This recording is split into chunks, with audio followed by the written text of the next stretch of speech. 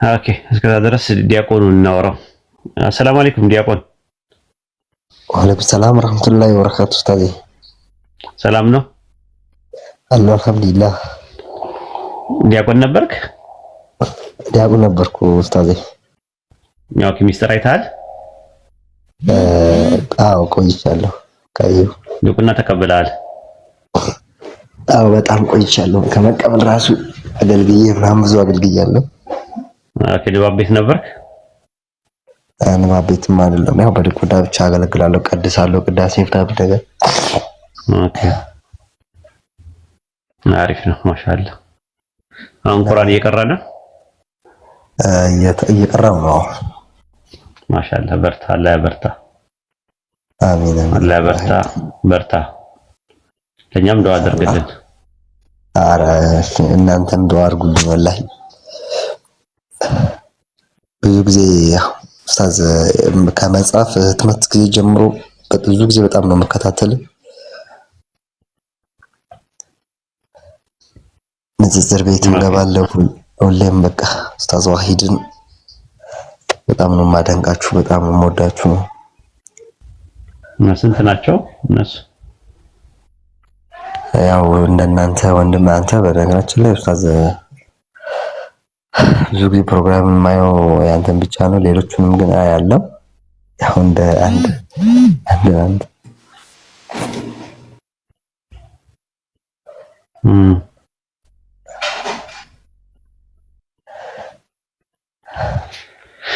አይ በርታ። አኒ ተመለሽ። እኔ እኮ አድሚኖች ስራችሁ ምንድን ነው? አድሚኖች እኔ እኮ አድሚኖች እኮ ለምን እንደተቀመጣችሁ አላውቅም። በቃ ከሰው እኮ ማውራት አይችልም ራሱ ኖርማሊ ማለት ነው። ከስር ያለው ሰው ክርስቲያኖች አሁን ኡስታዝ ቤት መግባት እንፈልግ ነበረ፣ ነገር ግን በቃ እንዳንገባ የሚያደርጉን ከስር የሚጻፈው ነገር ይሰድቡናል፣ ይናገሩናል እና በቃ እየተሸማቀቅን ነው እንትን የምንለው ይላሉ። አድሚኖች ደግሞ ስራችሁ የሚሆነው ከስር ነው። በጣም ቅሬታ እየደረሰብኝ ነው። ሜሴንጀር ላይ መጡና ቤትን መግባት እንፈልጋለን ግን ሙስሊሞች ያስፈራሉ። ለምንድን ነው? ከስር ይሰድቡናል፣ ያንቋሽሹናል፣ ያሳቁቃና በነፃነት እንድንጠይቅ እየተደረግን አይደለንም የሚል ነው ያለው። ስለዚህ በተቻለ አቅም አርፋችሁ በተቀመጡ አድሚኖች ስራዬ ብላችሁ ብትመውታቸው እነዚህ አይነት ሰዎች ማለት ነውና ቤታችን የምንከፍተው ክርስቲያኖች እንዲጠይቁ ብለን ነው። ስለ እስልምናም ስለ ራሳቸውም ሃይማኖት ለመማማር ብለን የከፈትነው እንጂ እናንተ የዚህ ቤት አዛዥም አይደላችሁም፣ የዚህ ቤት አለቃም አይደላችሁም። አለቆች አሉ፣ የተሾሙ አድሚኖች አሉና ማደብ አለብን። ኢንሻአላህ እንደምታስተካክሉ ተስፋ አለኝ። በጣም ትናገራላችሁ፣ ሰው ሞራል ትነካላችሁ፣ ከዘር ጋር ታያይዛላችሁ። አፉ ትንሽ ከተኮለታተፈ አንድ ሰው ልክ ከዘር ወደ ዘር ትሄዳላችሁ። በጣም የሚያስጠላ ነገር ነው። የሱዳን ዕጣ ፈንታ ነው እኛ ጋር የሚደርሰው። ወላሂ በጣም የሚያስጠላ ነገር ነው። ሰው እንዴት በዘር ይገዳደላል? በዘር እንዴት ይነጋገራል? ረሱል ሰለላሁ ዐለይሂ ወሰለም ዘረኝነት ጥንብ ናት ብለው ነግረውን ጥንብ የሆነውን ነገር የሚያጥነገንግ ነገር ሽታው በጣም የሚያስጠላውን ነገር እዚህ አምጥታችሁ አታግሙን። ግማታም ነገሩ ማለት ነው። እዛው እንደፈለጋችሁ እዛው የዘር አካባቢ ላይ እንትን በሉ። እኛ የሰው ዘር አንድ ነው ብለን ነው የምናምነው። የአደምና የሐዋ ልጆች ነን። ሁላችንም ወንድምና እህት ነን። አለቀ። አጠቃላይ የሰው ዘር በአጠቃላይ ማለት ነው። ወንድማማችነት በቁርአን 3 አይነት ነው አይደለ? 3 አይነት ወይ 4 አይነት ነው ያለው። የመጀመሪያው የአደምና የሐዋ ልጆች በመሆናችን እናትና አባታችን አንድ በመሆናችን እሱ ራሱ ወንድምና እህት ነን። ሁለተኛው ደግሞ የሀገር ልጅነት አለ። ወደ ሰሙድ አላህ ሲልካቸው ምንድነው የሚለው? ወንድማችሁ እያለ ነው የሚጠራው። ስለዚህ ኢትዮጵያዊነት አለ። ኢትዮጵያዊ ወንድሜ እህቴ መባባል በሸሪያችን ይቻላል ማለት ነው። እዚህ ሲመጡ ክርስቲያኖች ወንድሜ እህቴ በሏቸው። ግን ወንድሜና እህቴ ስትሏቸው ኢትዮጵያዊ ወንድሜ ኢትዮጵያዊ እህቴ ብላችሁ ተንከባከቧቸው። ይቻላል በሸሪያ። ሶስተኛው ከአንድ አብራክ የሚወጣ ወንድምና እህት ነው። ከአንድ አብራክ የሚወጣ የእናት ልጅ ወይ አባት ልጅ እሱ ራሱ ወንድምና እህት ነው። አራተኛውና የመጨረሻው ደግሞ የሃይማኖት ወንድም የሚባላል። የሃይማኖት ወንድም ማን ብቻ ነው ለኛ? ንገሩኝ እስቲ ማን ብቻ ነው? የሃይማኖት ወንድም ማን ብቻ ነው ለኛ? ወንድምና እህት የሃይማኖት ማን ብቻ ነው? ማን ብቻ ነው? የሃይማኖት ወንድምና እህቶቻችሁ ሙስሊም ብቻ ነው። ክርስቲያን ወንድሜ ማለት ይቻላል? ክርስቲያን ወንድሜ፣ ክርስቲያን እህቴ። አንዳንድ ሰዎች ከሸሪዓው የወጣ ነገር አታደርጉ። የሃይማኖት ወንድሞቻችሁ አይደሉም። ራሱ ክርስቲያን፣ አይሁድ ምናምን ሃይማኖትን ታሳቢና ዋቢ ያደርገን ነው የምናወራው። ስለዚህ ክርስቲያን ወንድሜ፣ ክርስቲያን እህቴ ምናምን አይባልም። በሸሪዓው አይፈቀድም። ቀይሩት። ወይም ደግሞ ኢትዮጵያዊ ወንድሜ፣ ኢትዮጵያዊ እህቴ፣ ወይም ደግሞ ዝም ብላችሁ እህቴ ወንድሜ በሉ። ያው ኢትዮጵያ ወንድሜ እህቴ ስትሉ የአደምና የሐዋ ልጆች ነን አንድ ስለሆነ ማለት አደምና ሐዋ ላይ እንትን ስለሚለ ማለት ነው። ምን ለማለት ፈልጌ ነው? ዘረኝነት በጣም ጥንብ ነው፣ የሚያጠለቅልቅ ነው። ረሱል ሰለላሁ ዐለይሂ ወሰለም ዘረኝነት ምንድነው ብለዋል? እርሷን ተዋት ጥንብ ናት ብለዋል። ጥንብ ናት ተብለዋል ማለት ነው። ስለዚህ የዘረኝነት ትግሬን ማግለል፣ ኦሮሞን ማግለል፣ አማራን ማግለል፣ ጉራጌን ማግለል፣ ወላይታ ሶዶ የፈለገ ነገር የትኛውም ቢሆን አምላካችን አላህ በሱረቱ ሩም ምዕራፍ 30 ቁጥር 1 ላይ እንደዛ ነው የሚናገረው። የቋንቋዎችና የመልኮች መለያየት ከአስደናቂ ማለት ነው። ወይም ደግሞ ፍትህ ብለን ፍትሃ ብሔር፣ ግብር ብለን ግብረ ገብ፣ ወደ ሳድስ የነበረውን ወደ ሀግህ ስንቀይረው ምንድነው የሚሆነው? አይታችሁ ከሆነ ጄኒቲቭ ፎርም ይሆናል ማለት ነው። ስለዚህ እግዚ የነበረው እግዚአ ከሆነ እግዚአብሔር የሚሆነው ለዛ ነው። እግዚ ካልን በኋላ አ የምትባል ነገር መውሰድ አንችልም። ወደዚህ ነው ያለው። የሚቀረው ብህ ነው። ብህ ደግሞ ብቻውን ትርጉም የለውም። እግዚ ማለት ጌታ ማለት ነው። አ ማለት አባት ማለት ነው። ሄር ማለት መንፈስ ቅዱስ ነው ብሎ ይተረጉማሉ። ሄር ማለት ቸር ማለት እንጂ መንፈስ ቅዱስ ማለት አይደለም። ግን አዩ ለእግዚአብሔር እስመ ኄር እስመ ለዓለም ምሕረቱ ይላል መዝሙረ ዳዊት 135 ቁጥር 1 ላይ 136 ቁጥር 1 ላይ ያ ማለት እግዚአብሔር ቸር ነውና ምሕረቱ ለዘላለም ነውና ማለት ነው። ቸር ማለት ያንን ነው የሚያመለክተው። ቸር ማለት ነው ራሱ እንጂ ብሔር የሁለት ቃላት ውቅር ነው። ሁለተኛ ነገር ደግሞ ኢየሱስ የእግዚአብሔር ልጅ ነው በሚል ብዙ ቦታ ላይ አለ መጽሐፋችሁ ላይ። ስለዚህ እግዚአብሔር ማለት አብ ወልድ መንፈስ ቅዱስ ከሆነ ኢየሱስ ክርስቶስ የአብ ወልድ መንፈስ ቅዱስ ልጅ ነው ወይ? ያስኬዳል ወይ? ሰይጣን እግዚአብሔር እንደተባለ ታውቃላችሁ? በባይብል ስንቶቻችሁ ታውቃላችሁ? ዲያቆን ሰይጣን እግዚአብሔር እንደተባለ ታውቃለህ? እኔ ግን አላቅም፣ አላየሁም። ከዛ ይልቅ ግን ብዙ ጊዜ ውስጤም እየተመላለሰ ጥያቄ የሚሆንብኝ ነገር እሺ ማህሌት ምናምን ስንቆም ማለት ነው የሆነ የሚባል እዚህ ቃል ቤዛ ቤዛ ቤዛ ነፍሰ ኩሉ መዋቲ በሰማይኒ ወበምድር አንቲ ነው የምንላት ማርያምን ማለት ነው። ከዛ ደግሞ ስንመለስ ኢየሱስንም ቤዛ እንለዋለን። እዚህ ጋር ብዙ ጊዜ ጥያቄ ይሆንብኛል። ቤዛ ማለት ምን ማለት ነው ትርጉሙ? ቤዛ ማለት አዳኝ ብሎ ነው ያስተማሩን። ቤዛ ማለት አዳኝ ማለት ቤዛ የተባሉ ከኢየሱስ ውጭ የሉም በባይብል። እኔ ግን ማርያምን ብዙ ጊዜ እንደዛ ነው ብዬ ነው የተማርኩትም ያየሁትንም በመልኩ ላይ ማለት ነው። መልከ ማርያም ላይ እንደዛ ምናምን። ግሪከኛው ሉትሮሲስ ማለት ቤዛ ማለት ነው። ቤዛ የሚለው ቃል የግዕዝ ቃል ራሱ ቤዘወ ነው። ነፃ ወጣ ከሚል ቃል ነው የመጣው። ስሮ ቃሉ ነፃ ውጪ ዋቢ ማለት ነው። ዋስ ተያዥ ማለት ነው።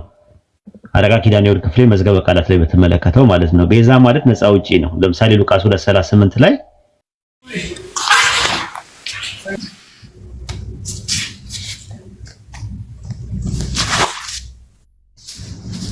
ሰላም አለይኩም ወራህመቱላሂ ወበረካቱ። ያ ጀማ እንዴት ናችሁ? ሰላም ናችሁ? ሰላም ወራህመቱላሂ ወበረካቱ። ወአለይኩም ሰላም። እንዴት ነህ? ሁሉ የእርሱ ሰላም ነው? አልሐምዱሊላህ ሰላም ነው። ወይዴ እንዴ ሙስሊም ነህ እንዴ? ሙስሊም ነኝ። በአጋጣሚ ነው የገባሁት አውርዴ። አይ ችግር የለውም። ኧረ ምን አይስምህ ሁሉ የእርሱ ይላልና ሁሉ ከእርሱ በእርሱ ለእርሱ ነው የሚል ስም የብዙ ጊዜ ክርስቲያኖች ናቸው የሚጠቀሙት። አይዋ ሰለምቴ ነህ? ሰለምቴ ነህ? ኧረ አይደለሁም። ኦኬ። አይ ስም የእነሱ አይነት ነው የሚመስለው። ለማንኛውም ችግር የለውም። ሪኮስት መቀመጥ ትችላለህ። ማንም እንትን የሚል የለ። እሺ የሚያገደ የለ። እሺ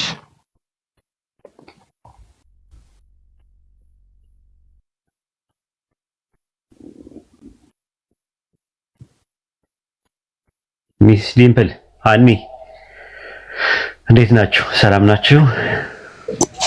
አለን እግዚአብሔር ይመስገን። እንዴት ነህ? ሰላም ነሽ? አለን። ፈረንጆች አሁን እንዴት ነሽ ምናምን ቢሉሽ እግዚአብሔር ይመስገን ነው የምትይው? ፈረንጆች አሁን እንዴት ነሽ ምናምን ቢሉሽ ምንድነው የምትይው? እግዚአብሔር ይመስገን ነው የምለው። በምን ያውቃሉ? በምን ያውቃሉ? እግዚአብሔር ይመስገን ብትይ ምን አሁን ይገባቸዋል? እግዚአብሔር ይመስገን የሚለው እና ጂሰስ ነው ማለት ያለብን እኮ ምን ታያለሽ ነው እኮ ብለሽ አሁን እኛ አሁን ለምሳሌ እንዴት ነህ ምናምን ቢሉን አልሐምዱሊላህ እላለሁ። ምን እንደማለት እንደፈለኩኝ ሁሉም ሰው ያውቀዋል በዓለም አቀፍ ደረጃ ማለትም አልሐምዱሊላህ ስል ምን ማለት እንደሆነ ያውቃሉ። ከዛ አምላክሽ ማን ነው ስትያቸው ደግሞ አላህ ስትያቸው ምንም ብለው ያውቃሉ። አሁን እግዚአብሔር ነው አምላኬ ብታያቸው ምንድነው ምናምን ይልሻል። ማን ነው ስሙ ማን ነው ባይብል ላይ ያለ መጽሐፋችን ላይ ምናምን ብለው ሊጠይቁሽ ላይ ይችላሉ። እግዚአብሔር ብለው ማለት እግዚአብሔር ማለት የሁለት ቃላት ውቅር ነው። እግዚእ ማለት ጌታ ማለት ነው። ትርጉሙን ታውቂዋለሽ። ብሔር ማለት ሀገር ማለት የሀገር ጌታ ማለት ነውና የሀገርሽ ጌታ ነው። ከሀገርሽ ያው ቦሌ ኤርፖርት ላይ ያቆማል ማለት ነው። ቦሌ ኤርፖርት ስትወጪ ማንም የሚያውቀው የለም። ስለዚህ የሀገርሽ ጌታ ነው ማለት ነው። ከሀገርሽ ውጭ አይሰራም ማለት ነው። አንዬ እነሱ ባይብል ላይ ያለው እግዚአብሔር ማን ይለያል? እግዚአብሔር አይደለም ስሙ?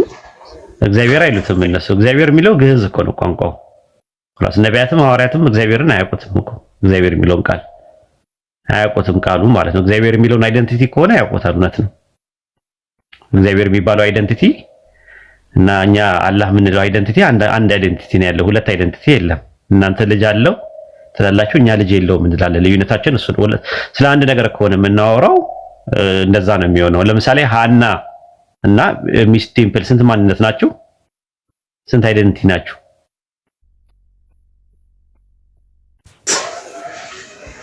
ሁለት አይደለ? ሁለት ነው። ስለዚህ ስለ ሃና ሳወራ ስለማን እያወራው አይደለም? ስለ ሚስ ቴምፕል እያወራው አይደለም። በቃ ሁለት የተለያየ ማንነት ናቸው። ገባሽ? እናንተ ልጅ አለው ስለምትሉትና እኛ ልጅ የለውም ስለምን ነው የምናወራው? ስለ አንድ አይደንቲቲ ከሆነ አዎ፣ ስለ ሁለት ከሆነ እንደዛ አይደለም። እነዛ ልጅ ቁርአን ላይ ሱረቱል ካፍ ምዕራፍ 18 ቁጥር 4 እና 5 ላይ እነዚያ ልጅ ይዟል ያሉትን ሊያስጠነቅቅ አወረደው። አላህ ልጅ ምን አላለ? አላህ ልጅ ምን አላለም? አልያዘም ይላል ቁርአን። ይዟልና አልያዘም የሚሉት ስለ አንድ ማንነት ነው እያወራን ያለ ነው። ከዛ አንፃር ነው ራሱ ማለት ነውና አላህ የሚለውን ስም ሳይሆን እግዚአብሔር የሚለውን ስም ነቢያትም ሐዋርያቶችም አያውቁትም። እግዚአብሔር የሚለውን ስም ማለት ነው። ገባሽ? እግዚአብሔር የሚለው ኢትዮጵያውያኖች ያወጡለት ስም ነው። ንጉስ ኢዛና እና ያበረከተው ይህን ስም የቤት ቪዲዮ እንትን ብለህን አልተመቸኝም ለመስማቱም ማለት ነው። ቪዲዮ ከፍተህልኝም ነበረ። ቆይ ላሰማሽ። እግዚአብሔር የሚለውን ስም ማን ነው የሰጠን? ጣዖት አምላኪ ሰው ነው የሰጠን።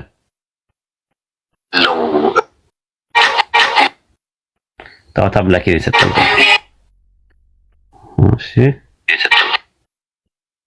እስቲ ላሰማሽ ስሚ። የኢዛና ድንጋዮች ላይ ነበር። በድንጋይ ላይ ጽሁፎቹ ላይ ተመስርተን ካየነው ንጉስ ኢዛና በመጀመሪያ ጣዖታትን ያመልክ ነበረ። የፀሐይ አምላክ፣ የጨረቃ አምላክ ተብለው የሚጠሩ አምልኮች እንግዲህ ነበሩ በዛ ዘመን። ምናልባት ኢትዮጵያ ጣዖት አምልኮ የምታመልክበት ዘመን ነበር የሚለው በቤተክርስቲያን መጽሐፍት በግልጽ የተጻፈ ነው። አንዳንድ ሰው ፌንድ ሊያደርገው ይችላል፣ ግን ይሄ በግልጽ የተጻፈ ነው። ቅዱስ አባ ጊዮርጊስ ዘጋስጫ እና በኃይለ እግዚአ ሰማይ ወምድር የሚለውን ስም ኢዛና እግዚአብሔር የሚለውን አምላክን የምንጠራበትን ስያሜ ያበረከተልንም እሱ ነው። ኢዛና በዚህ ሰማሽው? ማን ያበረከተልን? እግዚአብሔር የሚለውን ስም ያበረከተልን ማን ነው? ጣዖት አምላኪ የነበረው ኢዛና የሚባል ሰው ነው። ይወጣች ያበረከተልን። የተመለሽ አኒ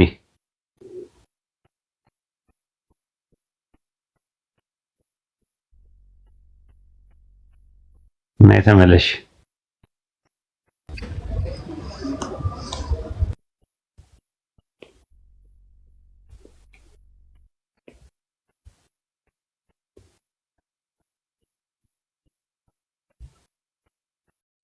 በዚህ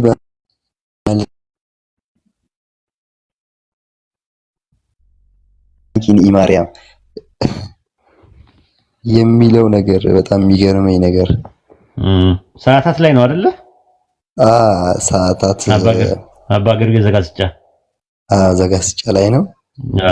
መጀመሪያ ላይ እንደጀመረ እና ገና ልጇን ታቅፋ ትመጣለች ማለት ነው ማርያም። እኔ ምን አውቃለሁ። በጣም የሚገርም እኮ ነው። ይገርማል። እኔ ከራሱ ገርሞኛል ራሱ። አይ እኔ አሁን ወደኋላ እነዛን ህይወቶች ወደኋላ ሳስባቸው ላይመጣ የማይችል ወይ ደግሞ እንዴት ገና ልጅ ሆኖ ነው የሚመጣው ታቅፎ? ሁሌም ጥያቄ ይሆንብኛል። እስቲ መጽሐፈ ሰዓታት እስቲ ሊየው ብዬ ነው። በዛቲ ሰዓት ሁሉ ፍጥረት ይመጽኡ ለስብሐት ለእግዚአብሔር ወከዋክብት አታክልት ተጽወሰው ማየ ይቀውሙ። ምን ላይ ነው ያለው? መጀመሪያ አካባቢ ስሙ ለሐዋርያት ቃሉ ሃሌሉያ ሃሌሉያ መልኩን ቅዱስ ቅዱስ እግዚአብሔር ዘይመጥን ለመብረቅ ወያጸዩ ለነጓት ቅዱስ ቅዱስ ቅዱስ ቅዱስ የሚለው መጀመሪያ ሲጀመር ቅዱስ ቅዱስ እግዚአብሔር ጸባኦት አምላክ ነው የሚለው ነው። ጸባኦት መላእክት ወይ አቆቶቱን ስልጣናት ምን ላይ ነው ያለው? ማህሌተ ጽጌን አለክ እንዴ? ማህሌተ ጽጌን የሚል እንትን ማህሌተ ጽጌ የለኝም። ማህሌተ ጽጌ የለኝም። በቃ ተፈጸመ ናሁ ተፈጸመ ማህሌተ ጽጌ ነው። መልካ መልኮቹ ያሉት መዝገበ ሃይማኖት ውስጥ አይደል ያሉት? እነዚህ መልከ ኡራኤል፣ መልከ ፋኑኤል፣ መልከ ገብርኤል ምናምን ይባሉ በየቀናቶቹ በበዓላቶቹ የሚቆሙ መልኮች። ተፈጸመ ናሁ ተፈጸመ ማህሌተ ጽጌ የሚባል አለ። ራሱን ተፈጸመ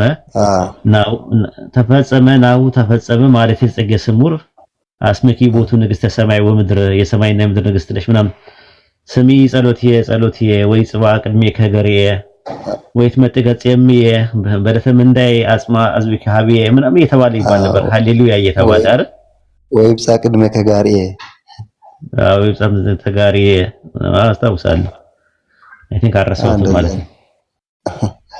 ብቻ በጣም ይገርማል። በዛ ህይወት ግን ይሁን በቃ ኢቨን አስተማሪዎቹ ራሱ እኮ እያወቁት እውነቱን ይደብቁታል፣ አያስተምሩት። ኧረ ማን ያውቀዋል ብለህ ነው? ግዕዝ እኮ ብዙ ሰው አያውቅም እኮ ትርጉሙን አያውቅም። ዝም ብሎ ነው የሚለጠልጠው። ኧረ ዝም ብለው ነው የሚለጠልጡት። የሚያውቁት ራሱ ያለው ይመስለኛል።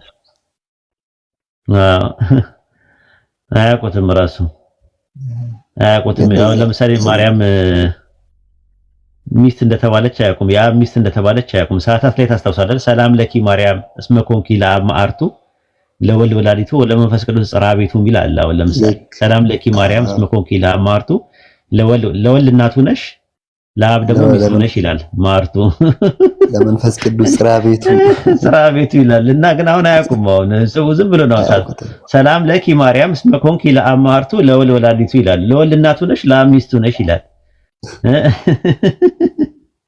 ሰላም ለኪ መልክ በእንተ ግዚእትነ ለምንድን ነው ለእምርተ ገሥጋኪ ላይ ነው አይደል? ሰላም ለኪ ማርያም ለአማርቱ ስብሐት ይላል። ደግሞ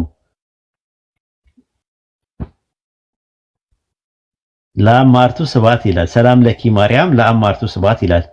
መጽሐፈ አርጋኖን ደግሞ ምዕራፍ 1 ቁጥር 10 ላይ ደግሞ ያ ሙሽራ የምትሆን የእመቤታችን ምስጋና ለመጻፍ እንድጀምር ይላል። ያ ሙሽራ ይለዋል። ቱርቱሊያ ኦን ሞኖጋሚ በሚል መጽሐፉ ላይ ምዕራፍ 8 ላይ እንደዛ ይላል። ማርያም ሁለቱም ናት ይላል። ማርያም ይላል ምንድናት ይላል? she was both virgin and a wife of one husband ይላል። ድንግልም ናት ሚስትም ናት ነው የሚለው። የማ ሚስት ናት?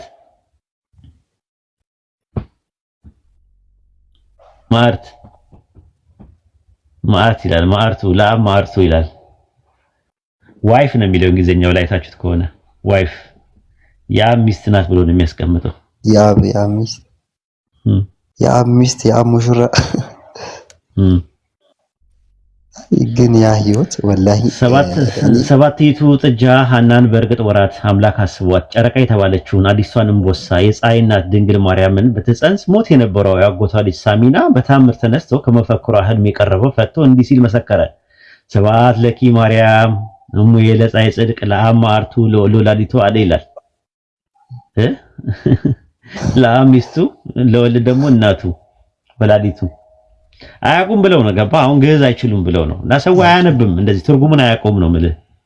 ምን የሚያሳዝነው እኮ እነሱ የሚያስተምሩት ሳያውቁ ነው። ግን ህዝቡ ምዕመኑ የሚከተለው ቢያነብ 5 ደቂቃ ውስጥ አይቆይም መጽሐፍ ቢያነብ። ስለ ኢየሱስ አሁን ቢያውቁ እኔ ሰው ነኝ ይላል እሱ። አንዳች ከኔ ምንም ማድረግ አልችልም እያለ ያምኑታል።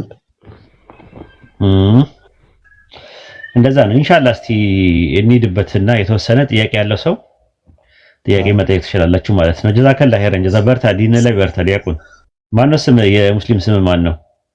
አሚር። አሚር ማሻአላህ አሪፍ ስም ነው። እንደውም ሌላ ቲክቶክ ነበረኝ በሱ ስከታተል ነበረ ኡስታዝ።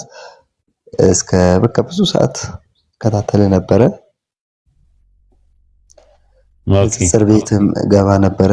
ያኛውን አካውንት ደግሞ እንዳጋጣሚ ሆኖ በሆነ አጋጣሚ አንድ ፈረንጅ በውስጥ ይመጣልና እናገሩኝ አካውንቴን እንዳለ ውስድ አደረገው። ይሄኛውን አዲስ ነው የከፈትኩት።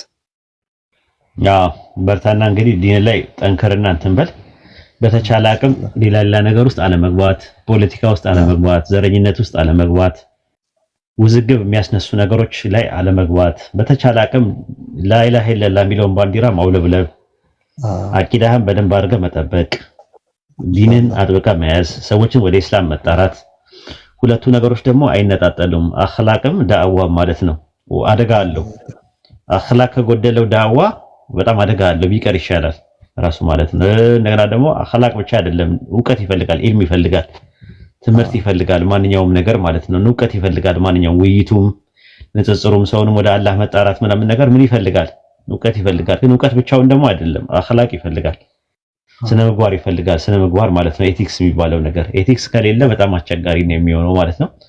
ለመሰዳደብ፣ ለመበሻሸቅ፣ ለመደባደብ ዲናችንን ባንጠቀምበት ጥሩ ነው ራሱ ማለት ነው። ምንደባደብለት ምንሳደብለት እውነት የለንም።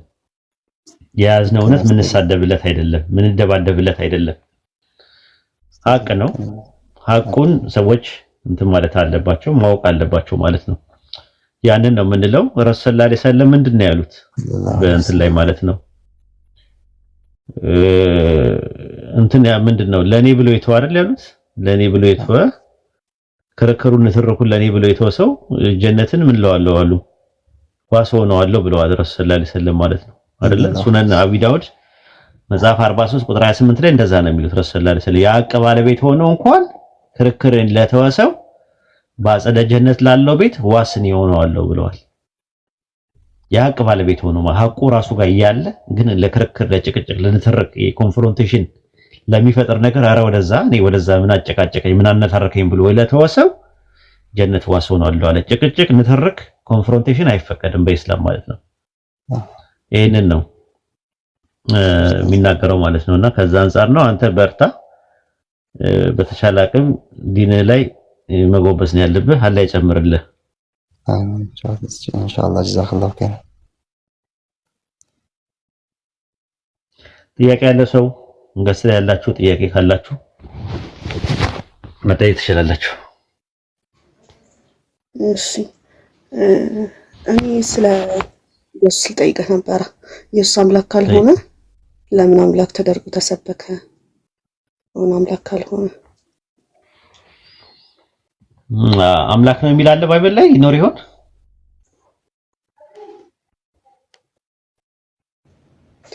ባይብል ላይ የሌለ ነገር ነው መምህራኖቻችን የሚያስተምሩ።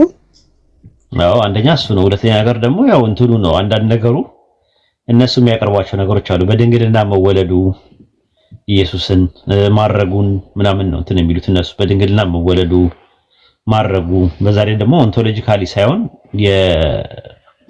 በእንትን ደረጃ አምላክ ሊሆን ይችላል።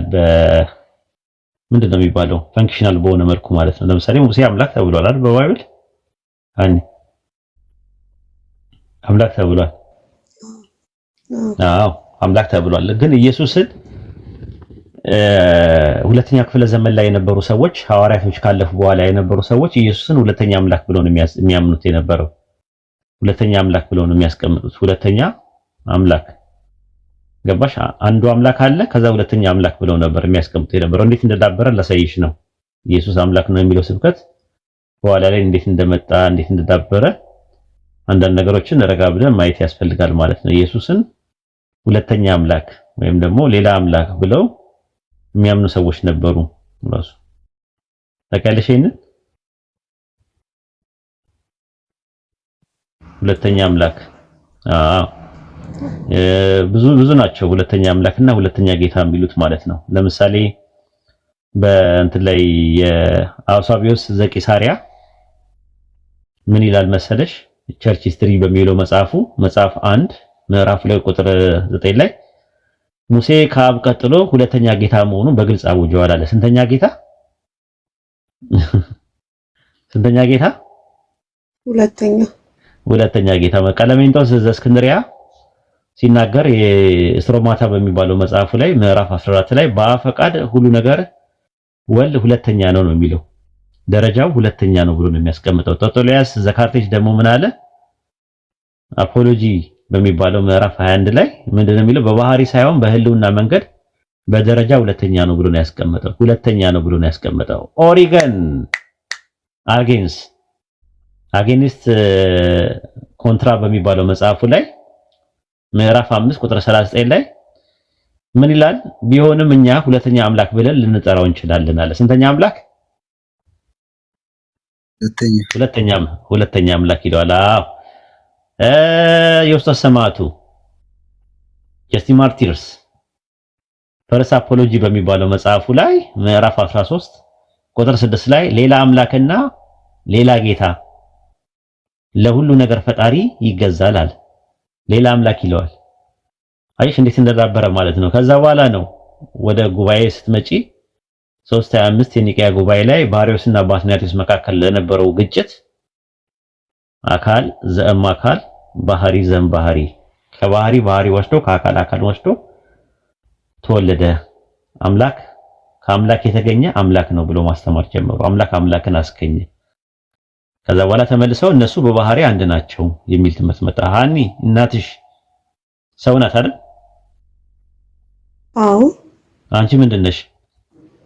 ሰው። ያው ኦኬ። ከምንድን ነው የተገኘሽው? አንቺ ከሰው ነው የተገኘሽው አይደል? አዎ። ማንነትሽ የተገኘው ከማንነቷ ነው። ምንነትሽ የተገኘው ከምንነቷ ነው አይደል? እናትሽ። አዎ። አንቺና እናትሽ ስንት ሰዎች ናችሁ? 2። ኦኬ። አብና ወልድ ስንት አምላክ ናቸው? 1። ለምን አንድ ይሆናሉ? አንቺና እናትሽ ስንት ሰው ናችሁ? በምንነት ስንት ሰው ናችሁ? እናስ አብ እኮ ሰው አይደለም አይደል እንዴ? እኮ አብም አምላክ ነው ወልድም አምላክ ነው። አምላክ ከተገኘ ስንት አምላክ ነው የሚሆነው? 2 ነው የሚሆነው መሰለኝ። እንደዛ ነው የሚሆነው። በቃ አይሽ ሁለተኛ አምላክ ይለዋል ራሱ። ሌላ አምላክ ይለዋል፣ ሁለተኛ አምላክ ይሉታል። እሱ ነው የምልሽ። ለዛ ነው ይሄ ነገር ነው የዳበረው ትምህርቱ ማለት ነው። እና እንትኑ አሁን አምላክ መባሉ አይደለም ችግሩ፣ ግን ከአምላክ ተገኘ የሚሉት ነገር አለ። አምላክን ወለደ፣ እግዚአብሔርን ወለደ። አይምሮሽ ይቀበለዋል? እግዚአብሔርን ወለደ።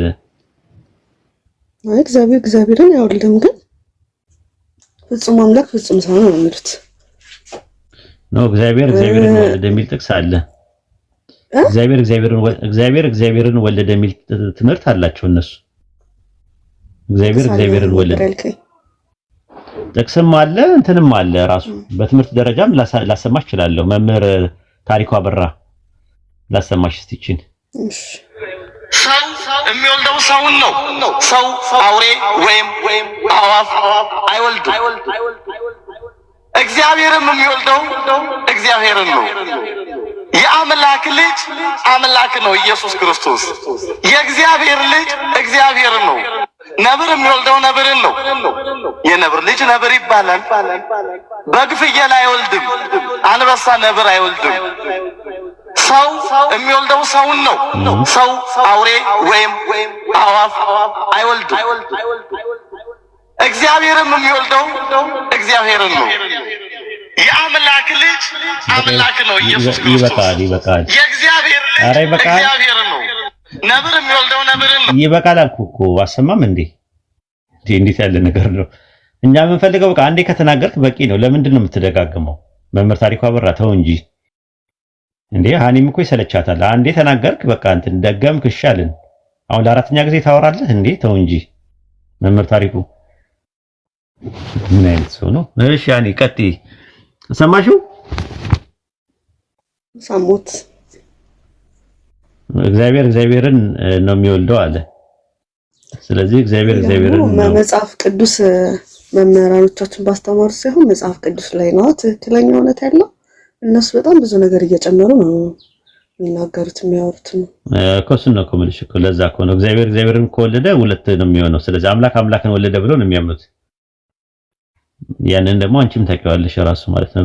በሬን ሲወልድ ሁለት በሬዎች ነው የሚሆኑት። አምላክን ከወለደ ደግሞ ሁለት አምላክ ነው የሚሆነው።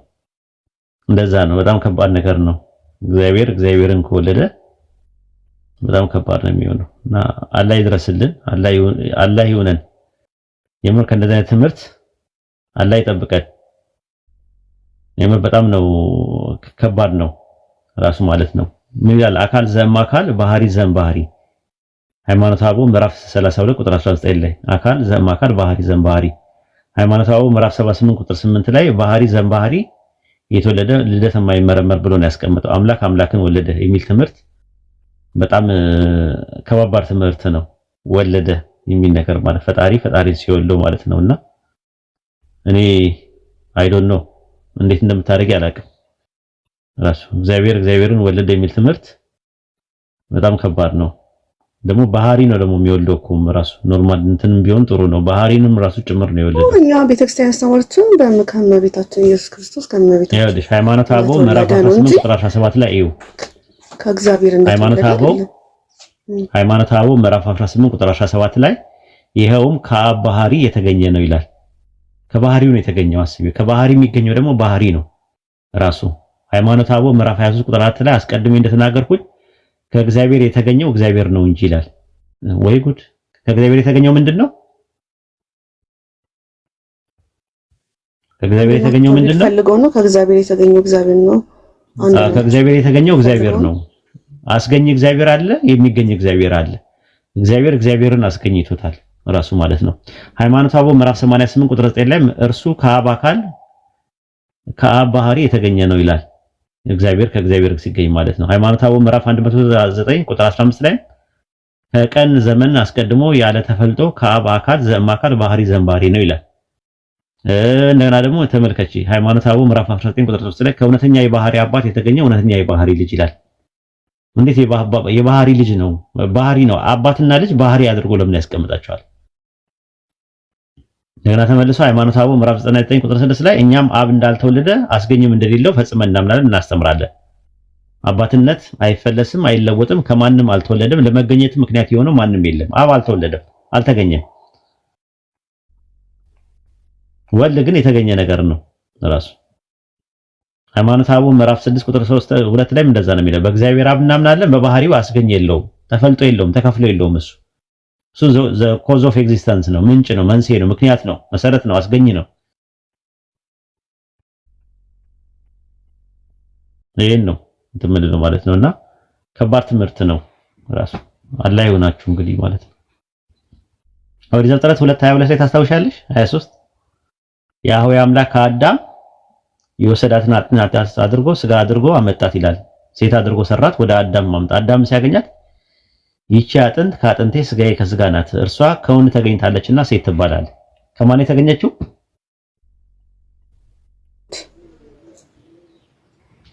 ከአዳም ነው የተገኘችው ማለት ነው። አዳምና ሔዋን ስንት ሰዎች ናቸው? ሁለት ናቸው። እንደዛ ነው። አምላክን ካስገኘ ስንት አምላክ ነው የሚሆነው?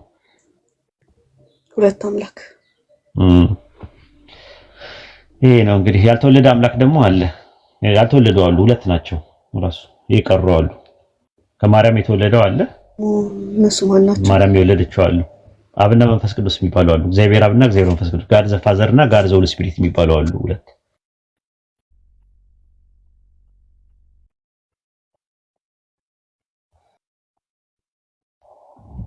በክርስትና ሃይማኖት ውስጥ አኒ ያልወለደ ያልተወለደ በባህሪ ውስጥ መወለድ የሚባል ባህሪ የሌለው አምላክ አለ። ዘንድሽ ታውቂያለሽ? ይሄን አምላክ አምላክ ነው። አልወለደም፣ አልተወለደም፣ አይወልድም፣ አይወለድም። በባህሪ ውስጥ መወለድ የሚባል ባህሪ የሌለው ነው።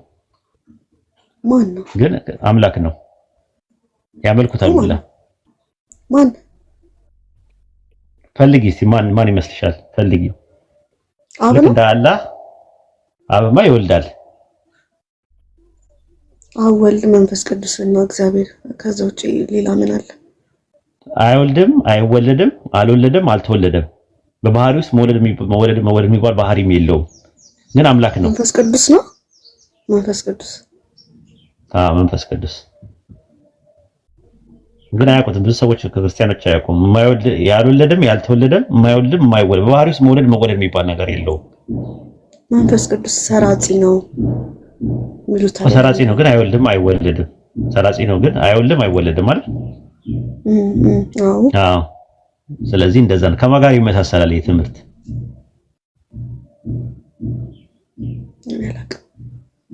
ከማ ትምህርት ጋር? እኛ ሙስሊሞች አላህ ምንድነው እንላለን? አይወልድም አይወለድም። መውለድና መወለድ ደግሞ ባህሪው አይደለም ነው ብለን ምናምን አይደል? እንደዛ አይደል ብለን ምናምን አላሁ አህድ አላሁ ሰመድ ለም የሊድ ወለም ዩለድ። አላህ አልወለደም አልተወለደም ነው ብለን ነው። አይወልድም አይወለድም ብለን ነው ምናምን። አልወለደም አልተወለደም። መውለድና መወለድ የሚባል ባህሪ የለውም አይደል? ስለዚህ እኛን ለምን ይቃወሙናል? እነሱ ጋርም እኮ አለ እኮ የማይወልድ የማይወለድ አምላክ አለ። ያልወለደ ያልተወለደ እና ደግሞ የማይወልድና የማይወለድ በባህሪ ውስጥ መውለድና መወለድ የሌለበት በባህሪው በግብሩ እንደዛ አይነት የሌለበት አምላክ አለ። ግልጽ ነው።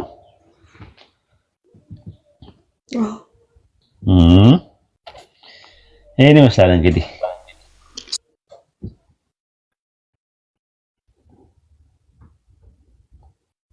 ስለዚህ ምን ይሻለናል?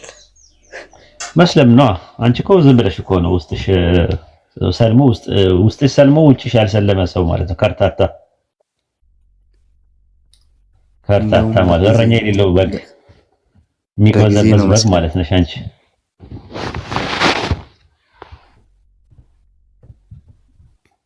እኔ ይኸውልህ ስለ ስላሴም ስንጠይቅ ሚስጥረ ስላሴ እስቲሻሁን ስለ ስላሴ በደንብ አስረዳኝ። ሚስጥር ሳይሆን በአማርኛ በቃ ግልጽ አድርገህ ስላሴ ሚስጥር አይደለም ይሄ ነው ብለህ አስረዳኝ እስቲ። ስለ ስላሴ ስንጠይቅ ሚስጥር ነው እንባላለን። ሚስጥር ከሆነ ደግሞ እኔ ያን ሚስጥርን መረዳት ካልቻልኩኝ ብዬ ነው ራሴን እንደ እንትን ማደርገው እንጂ ሚስጥር ከሆነ እኔ ልረዳው አልቻልኩም ብዬ ራሴን ተጠያቂ እያደረኩ ነው እንጂ የሆነ እንዴት ልበለ በጣም ከባድ ነው። ቀለል አድርገሽ ምን እንደምታደርግ ታውቂያለሽ? የምጠይቃቸው ጥያቄ ስላሴ አምላክ ነው ወይ ብለሽ ጠይቂያቸው። ዝም ብለሽ ስላሴ አምላክ ነው ወይ ብለሽ ጠይቂያቸው። አዎ ይልሻል አይደል? ከዛ ስላሴ ማለት ምን ማለት ነው ብለሽ ጠይቂያቸው። ሶስትነት ማለት ነው ትርጉሙ። ስላሴ ማለት ሶስትነት ማለት ነው። ሲምፕሊሲቲ ድገሚልኝ። ሶስትነት። አዎ። ስለዚህ አምላክ ሶስትነት ነው ወይ ብለሽ ጠይቂያቸው። ያ ጥያቄ አይመልሱልሽም ራሱ ማለት ነው። እና እዚህ ጋር ምን ይላል መሰለሽ? ሰይፈ ስላሴ ዘቀዳሚት ምዕራፍ 7 ቁጥር 68 ላይ ምን ይላል? ለመለኮትን ሶስትነት ምስጋና ይገባል ይላል። ለመለኮት ሶስትነት መለኮት አንድ ነው ይሉንና ልክ እዚህ ጋር ይመጡና ተደብቀው ደግሞ መጽሐፋቸውን ሲያነቡት ሰይፈ ስላሴ ዘቀዳሚት ምዕራፍ 7 ቁጥር 68 ላይ ለመለኮት ሶስትነት ምስጋና ይገባላል። ሰይፈ ስላሴ ዘረቡዕ ምዕራፍ 4 ቁጥር 31 ላይ መለኮት በአካል ሶስት ነው ይላል። መለኮት በአካል ስንት ነው? አኒ መስተምሩት ግን ሰይፈ ስላሴ ላይ ሶስት ነው የሚላል። መለኮት በአካል ሶስት ነው ይላል። ይኸውልሽ ለመሰለሽ አሁን አምላክ ሞተ ይሉሻል። እንዴት ሞተ ስትያቸው በስጋ ሞተ ይሉሻል። አምላክ በስጋ ሞተ። እዚህ ጋር ደግሞ መለኮት በአካል ሶስት ነው ይሉሻል። ስለዚህ መለኮት ሶስት ነው፣ ግን በምን በአካል ሶስት ነው ይላል። እዚህ ጋር ነው ደግሞ አሁን ተመልካች ሰይፈ ስላሴ ዘሰኞ ምዕራፍ 2 ቁጥር 42 ላይ ደግሞ በጽርሐ አርያም ለሚኖር ልዩ ሶስት አምላክ ሰላምታ ይገባል። ልዩ ሶስት ለሚሆን አምላክ ሰላምታ ይገባል። ልዩ ሶስት ለሚሆን አምላክ ከዛ በኋላ አንድ አምላክ ነው ይላሉ። ተመልሰው መጥተው ማለት ነው። ተመልሰው መጥተው ይላሉ አንድ አምላክ ነው ይላሉ። ከዛ ደግሞ ተመልሰው ደግሞ ሐምሌ 7 ቀን ለሚከበረው የሥላሴ ዓመታዊ በዓል ዋዜማ ላይ ሐምሌ 6 ቀን እንዲህ የሚል ዜማ አለ። አይተሽ ከሆነ ነአምን ወነአምልክ ባህሉ እግዚአብሔር እምቅድመ ዓለም ሀሎ ከዓለም በፊት በነበረው በአንዱ እግዚአብሔር እናምናለን ይላል። ወነአምን በካሉ እግዚአብሔር ዘመክናሁ ለአብ ይመስሎ በአምላክነቱ አብን በሚመስለው በሁለተኛው እግዚአብሔር እናምናለን አለ። ወነአምን በሳልሱ እግዚአብሔር መንፈስ ቅዱስ ዘይመልክ ሁሉ ሁሉም በሚሞላው መንፈስ ቅዱስ በሶስተኛው እግዚአብሔር እናምናለን አለ። ሁለተኛው እግዚአብሔርና ሶስተኛው እግዚአብሔር ጭማሪ ነው። ዘዳግም 6:4 ላይ ሽማ እስራኤል ያኸዌ ኤሎሃይኑ ያኸዌ አኻድ አለ። እስራኤል ስማ አምላካችን እግዚአብሔር አንድ እግዚአብሔር ነው አለ። አንድ እግዚአብሔር ነው እያለ እዚህ ጋር ደግሞ ሶስት አሉ እየተባለ የሚባልበት ነገር ትንሽ ይከብዳል። ሃይማኖተ አበው ምዕራፍ 99 ቁጥር 11 ላይም አምላካችን ያለ መለየት ሶስት ነው ይላል። ዝገምላችሁ አንዴ ሃይማኖተ አበው ምዕራፍ 99 ቁጥር 11 ላይ አምላካችን ያለ መለየት ሶስት ነው ይላል። ሰይፈ ሥላሴ ዘቀዳሚት ምዕራፍ 7 ቁጥር 68 ላይ ለመለኮት ሶስትነት ምስጋና ይገባዋል። ለመለኮት ሶስትነት ምን ይለዋል? ምስጋና ይገባዋል። ለዛ ነው ዘዳግም 13:7 ላይ አንተም አባቶችም የማታውቃቸው ሌሎች አማልክት እናምልክ ብሎ ቢያስትሽ አትበሉ ይላል። አይሁዳኖች እስራኤሎች የማያውቁት አብርሃም የማያውቀው ይስሐቅ የማያውቀው ያዕቆብ የማያውቀው ነቢያት የማያውቁት ሶስት ብለው የማያውቁትን ስሉሳውያን ወይም ደግሞ ትሪኒታሪያን የሚባሉ ሰዎች አንድም ሶስትም ነው ብሎ የሚያመልኩት አምላክ በጣም የሚገርም ነው ራሱ። ሰይፈ ሥላሴ ዘሐሙስ ምዕራፍ 5 ቁጥር 22 ላይ ምን እንደሚታውቂያለሽ? ሶስት ልዑላን ገዢዎች፣ ሶስት ጌቶች፣ ሰለስቱ አጋዕዝት። እግዚ አንድ ነው። አጋዕዝት ማለት ደግሞ ጌቶች ማለት ነው። ሶስቱ ጌቶች ገድለ እስጢፋኖስ ዘወራ መጋቢት ምዕራፍ 6 ቁጥር 2 ላይ ያለ አጋዕዝተ ዓለም ሥላሴ ቅጠል እንኳን ከግንዱ ተለይቶ አይረግፍምና ይላል። አጋዕዝት ማለት ጌቶች ማለት ነው። ዓለምን የሚያስተዳድሩ ስንት ጌቶች ናቸው? ሰለስቱ አጋዕዝት ናቸው። የሰማሽኝ ነው? ሰለስቱ አጋዕዝት ማለት ምን ማለት ነው ትርጉሙ? ሶስቱ ጌቶች ነው። ሶስቱ ጌቶች ማለት ነው። አጋዕዝተ ዓለም ሥላሴ አጋዕዝተ ዓለም ሥላሴ ዓለምን የሚገዙ ዓለምን ዩኒቨርሱን የሚያስተዳድሩት ሶስት ናቸው። ሶስት ጌቶች አሉ። እዚሁ ላይ ደግሞ ቅድስትም ይባላሉ። አጋዕዝተ ዓለም ቅድስት ችግር የለውም። ቅድስት ማለት የቅዱስ ብዙ ቁጥር መሆን ይችላል። የብዙ ቁጥር መሆን ይችላል። ቅድስት ማለት ለሴት ሲሆን ነው። ቅዱስ ለወንድ ነው፣ ቅድስት ለሴት ነው። ግን ቅድስት የሚለው ቃል በግዕዝ ለብዛትም እንጠቀምበታለን። ለብዛትም ቅዱሳን የሚለውን ተክቶ የመጣ ነው። ሥላሴ ምን ይባላሉ? ስሉስ ቅዱስ ይባላሉ። ስሉስ ማለት ምን ማለት ነው ታውቂያለሽ? ስሉስ ቅዱስ ምን ማለት ነው ዲያቆን? ስሉስ ማለት ምን ማለት ነው ዲያቆን? የሆነ የሚሰልሱ ማለት ስሉስ ማለት ሲምፕሊ ምን ማለት ነው? ስሉስ ማለት ሶስት ማለት ነው ትርጉሙ። ስሉስ ቅዱስ ማለት ምን ማለት ነው ዲያቆን? ሶስት ቅዱስ ማለት ነው። ሶስቱ ቅዱሳን ሶስት ቅዱስ ማለት ነው። ስሉስ ቅዱስ ማለት ሶስት ቅዱስ ማለት ነው።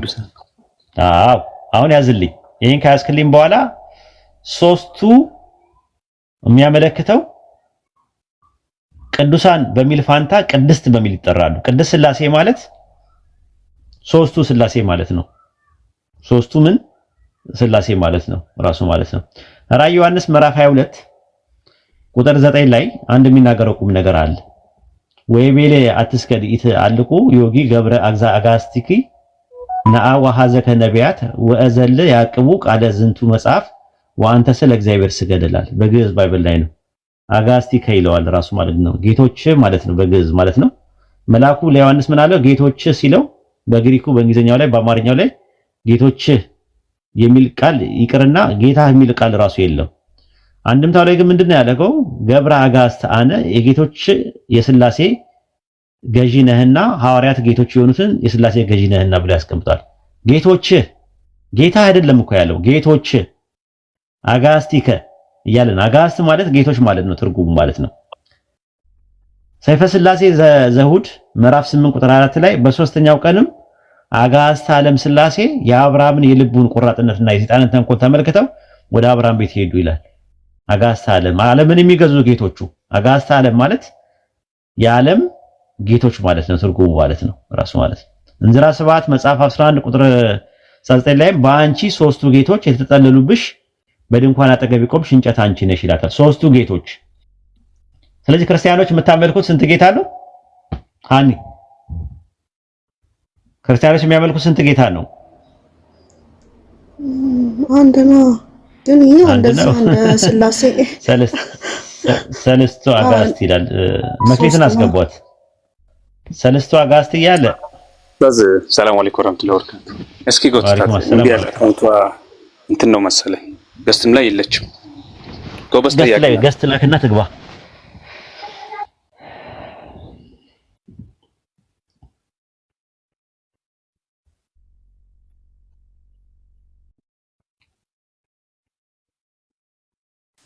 السلام عليكم ورحمة الله وبركاته. ندينا أستاذ ندينا. وعليكم السلام ورحمة الله وبركاته.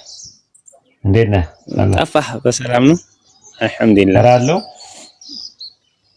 ما قمتينو. تنش. أوكي ما تا لازم على الوكالة عجنيوم مات. أي ما شاء الله. ستافع تنش كذيلات. أستاذ قدم كدياكون غير ستاورو كزاري بفيت كسموت كرت تنش قرالي.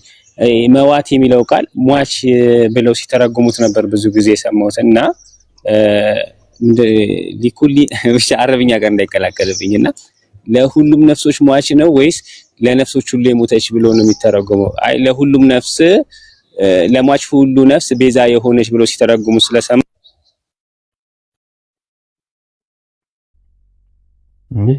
ወጣ ኔትወርክ ነው መሰለኝ መልሱት።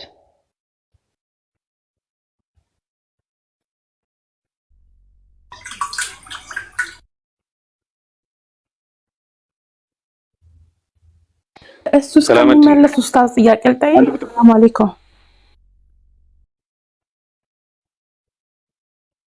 ኦኬ ልጨርስና እንትን ይበል እሱ ይግባ እስከዛ ድረስ ማለት ነው። ልጨርስ የሥላሴን ጉዳይ ተመችቶኛል።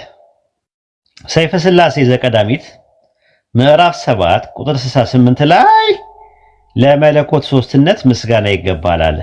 ለመለኮት ሶስትነት ሰይፈ ሥላሴ ዘቀዳሚት ምዕራፍ 7 ቁጥር 75 ላይ ደግሞ ለሥላሴ ሶስትነት ምስጋና ይገባል። የሥላሴ ሶስትነት ነው ምስጋና እየተገኘ ያለው። ይሄን ነው ይሄኛውን ነው በጣም የሚያስፈራ። ይሄንን ስሙት። ሃይማኖተ አበው ምዕራፍ 99 ቁጥር 5 ላይ ልዩ የምትሆን ሶስትነት በሶስት አካላት ታውቃ የምትመለክ ናት ይላል። ማናት የምትመለከው? ልዩ የምትሆን ሶስትነት በሶስት አካላት ማናት? እሷ ማናት? በሶስት አካላት በአብ በወልድ በመንፈስ ቅዱስ የምትመለከው ሶስት ልዩ ሶስትነት የምትባለው ማናት? የምትመለከው አረ ማናት ንገሩኝ። እኔ እቺን አላቃትም። እኔ ሰምቼ አላቅም። ልዩ የምትሆን ሶስትነት በሶስት አካላት ታውቃ የምትመለክ ናት ይላል። ማናት እቺ በሶስት አካላት የምትመለክ? አረ ማናት እቺ ሶስትነት የምትባለው በሶስት አካላት ያለችው ማናት? እኔ ምን አውቄ? ጻፊው በደንብ እንዳጠይቂ በጻፊው እንደዛ ከፍ ጥያቄ ካለሽ ሃይማኖተ አበው ምዕራፍ 99 ቁጥር 5 ላይ እኔ እኮ ቪዲዮ መክፈት ራሱ አልችልም። ላሳያችሁ ነበር። የሚችል ሰው አለ ማውጣት የሚችል ሃይማኖተ አበው ምዕራፍ 99 ቁጥር 5 ላይ የሚችል አሚር ትችላለህ? አሰላሙ አለይኩም ወራህመቱላሂ ወበረካቱ።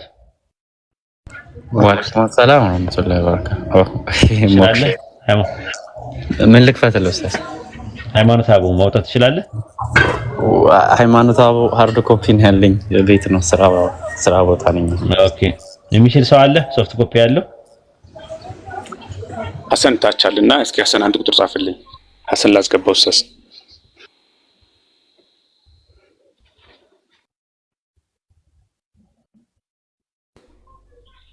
ሰላማዲን ካለ አንድ ቁጥር ጻፍ አንተ ሐሰን ነው ከተመቸ አንድ ቁጥር ጻፍልኝ። አልገባም።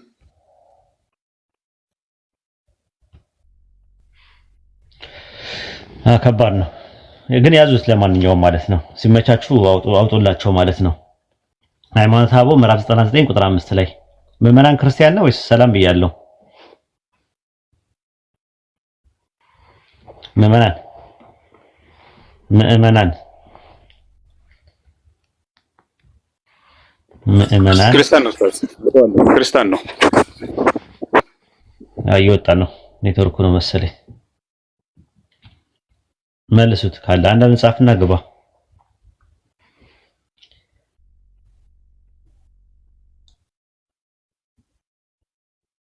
ሙእሚን ምዕመን በግዕዝ በአማርኛ አማኝ ማለት ነው ትርጉሙ።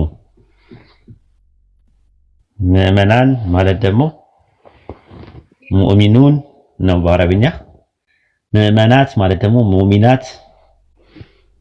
ማሻአላ ተመሳሳይ ነው።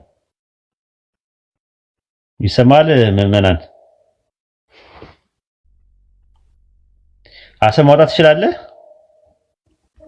አዎ ሰላም አለይኩም ወራህመቱላሂ ወበረካቱ።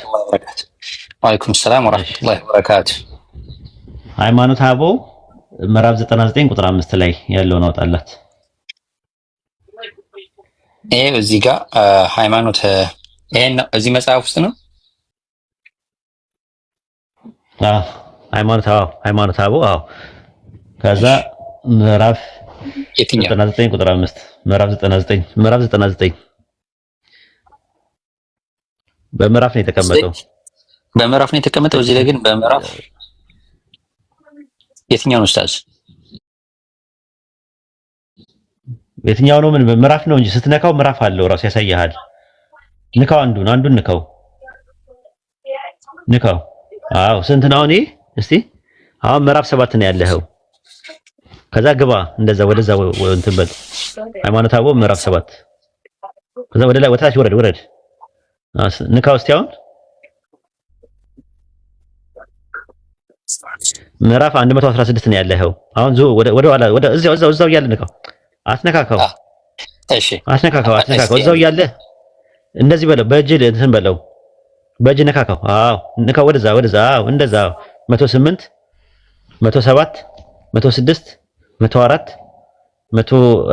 ከዛ አሁን እዚህ ጋር ነው። ከዛ እንትን በል 100 ነው አሁን ያለው። አሁንም እንትን በል አንድ ዙር። አዎ ስንት ነበር ያልኩህ የነበረው? 99 5። አዎ ምዕራፍ 99 ቁጥር 5 ላይ አውጣ። ቁጥር 5 አሁን ቁጥር 5 ተመልከቺ።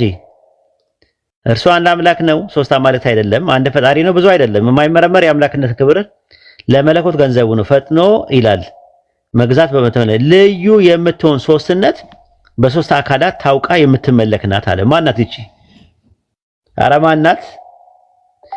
ልዩ የምትሆን አይሻት እዚህ ጋር ልዩ የምትሆን ሶስትነት በሶስት አካላት ታውቃ የምትመለክ ናት። አይሻታኒ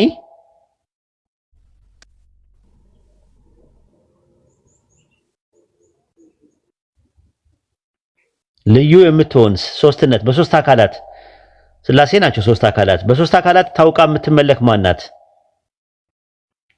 ስላሴና ሶስት አካላት ይለያያሉ? ስላሴ በሶስት አካላት እኮ ነው ታውቃ አይታችሁ። በሶስት አካላት ሶስት አካላት እነማን ናቸው? አብ ወልድ መንፈስ ቅዱስ ናቸው። በዚህ በአብ ወልድ መንፈስ ቅዱስ የምትታወቀዋ ልዩ ሶስትነት የምትባለው ማናት? የምትመለከዋ ቤተክርስቲያን አይደለችም፣ እዛው ያለ ነገር ነው። ከመጣልኝ ላቀርማ ቁጥር 11 ላይ ያውጣልኝ። 11 ላይ ቁጥር 11 ላይ እዛው ላይ ቁጥር 11 ላይ አረ ቁጥር 11 ላይ ነው። ምዕራፍ 11 ላይ እኮ አላልኩም። 90 ላይ ነው ያለው። 99 ላይ እዛው ቁጥር 11 ላይ እዛው ላይ ቁጥር 11 ላይ ሂድ ቁጥር 11 ላይ ሂድ አሁንም 96 ላይ ነው ያለው። ማን ተንቀሳቀስ አለ? ፍጥነት ደግሞ እኮ ቁጥር 11 እዛው ላይ ቁጥር 11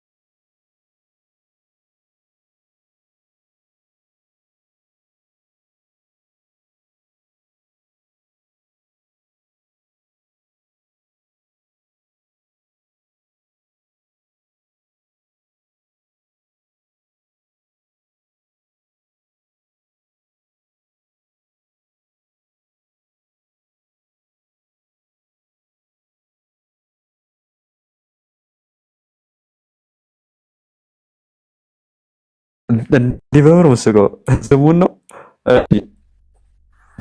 ሰላም ነው ወገናችን?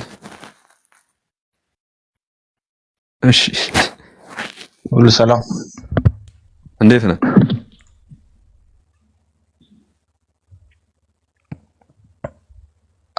አለሁልህ። የቤተ እምነት ነህ?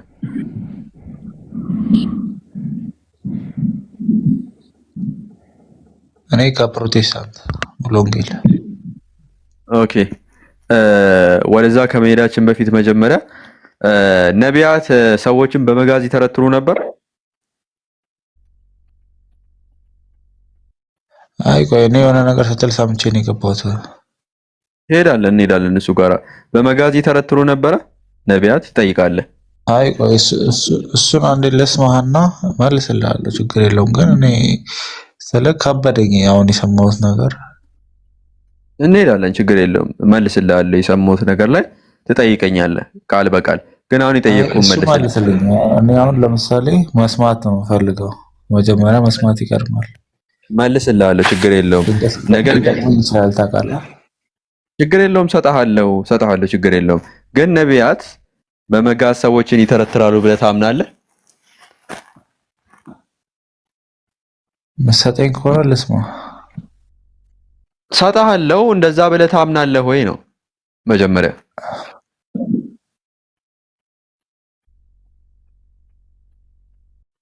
ዝም አትበላ። ታምናለህ አታምንም? ነቢያት በመጋዝ ሰዎችን ይተረትራሉ በመፍለጠያ። ችግር የለውም እናወራለን እኮ ቤት ሄድባለሁ። ግን መጀመሪያ ቅድም ያልከውን አስረዳኝ። አስረዳሃለሁ። አሁን ያነሱትን ሐሳብ መልስ ስጥበት። አስረዳኝና እነግርሃለሁ። መመለስ የማትችል ከሆነ መመለስ አልችልም አትችላለህ። የቅድሙ ሐሳብ ላይ ነው ማውራት የምፈልገው ካለ አይደለም። ግን መልስ ካለ እንድትመልስልን እንፈልጋለን። ምክንያቱም መጀመሪያ ጀምሮ ስናነሰው የነበረው ፖይንት ነው። በመጋዝ ሰዎችን ይተረትሩ ነበር ወይ? በመጥረቢያስ ይፈልጡ ነበር ወይ ነቢያት ብለህ ታምናለህ? የክርስትና ነቢያት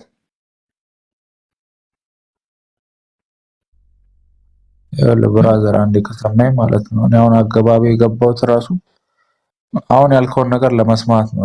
አሁን የሆነ ለመጠየቅ ምናምን አይደለም የገባሁት። ኦልሬዲ ልተኛ ነበር፣ ግን አሁን የሆነ የምታወራውን ነገር ሰምቼ ነው የገባሁት። እሱ የምታወራ ከሆነ አውራና። ኦ ማይ ጋድ ፒኬ አለ ያመለጠ ከታች አልሰማህ ብሎ ነው ኔትወርኩ ነው።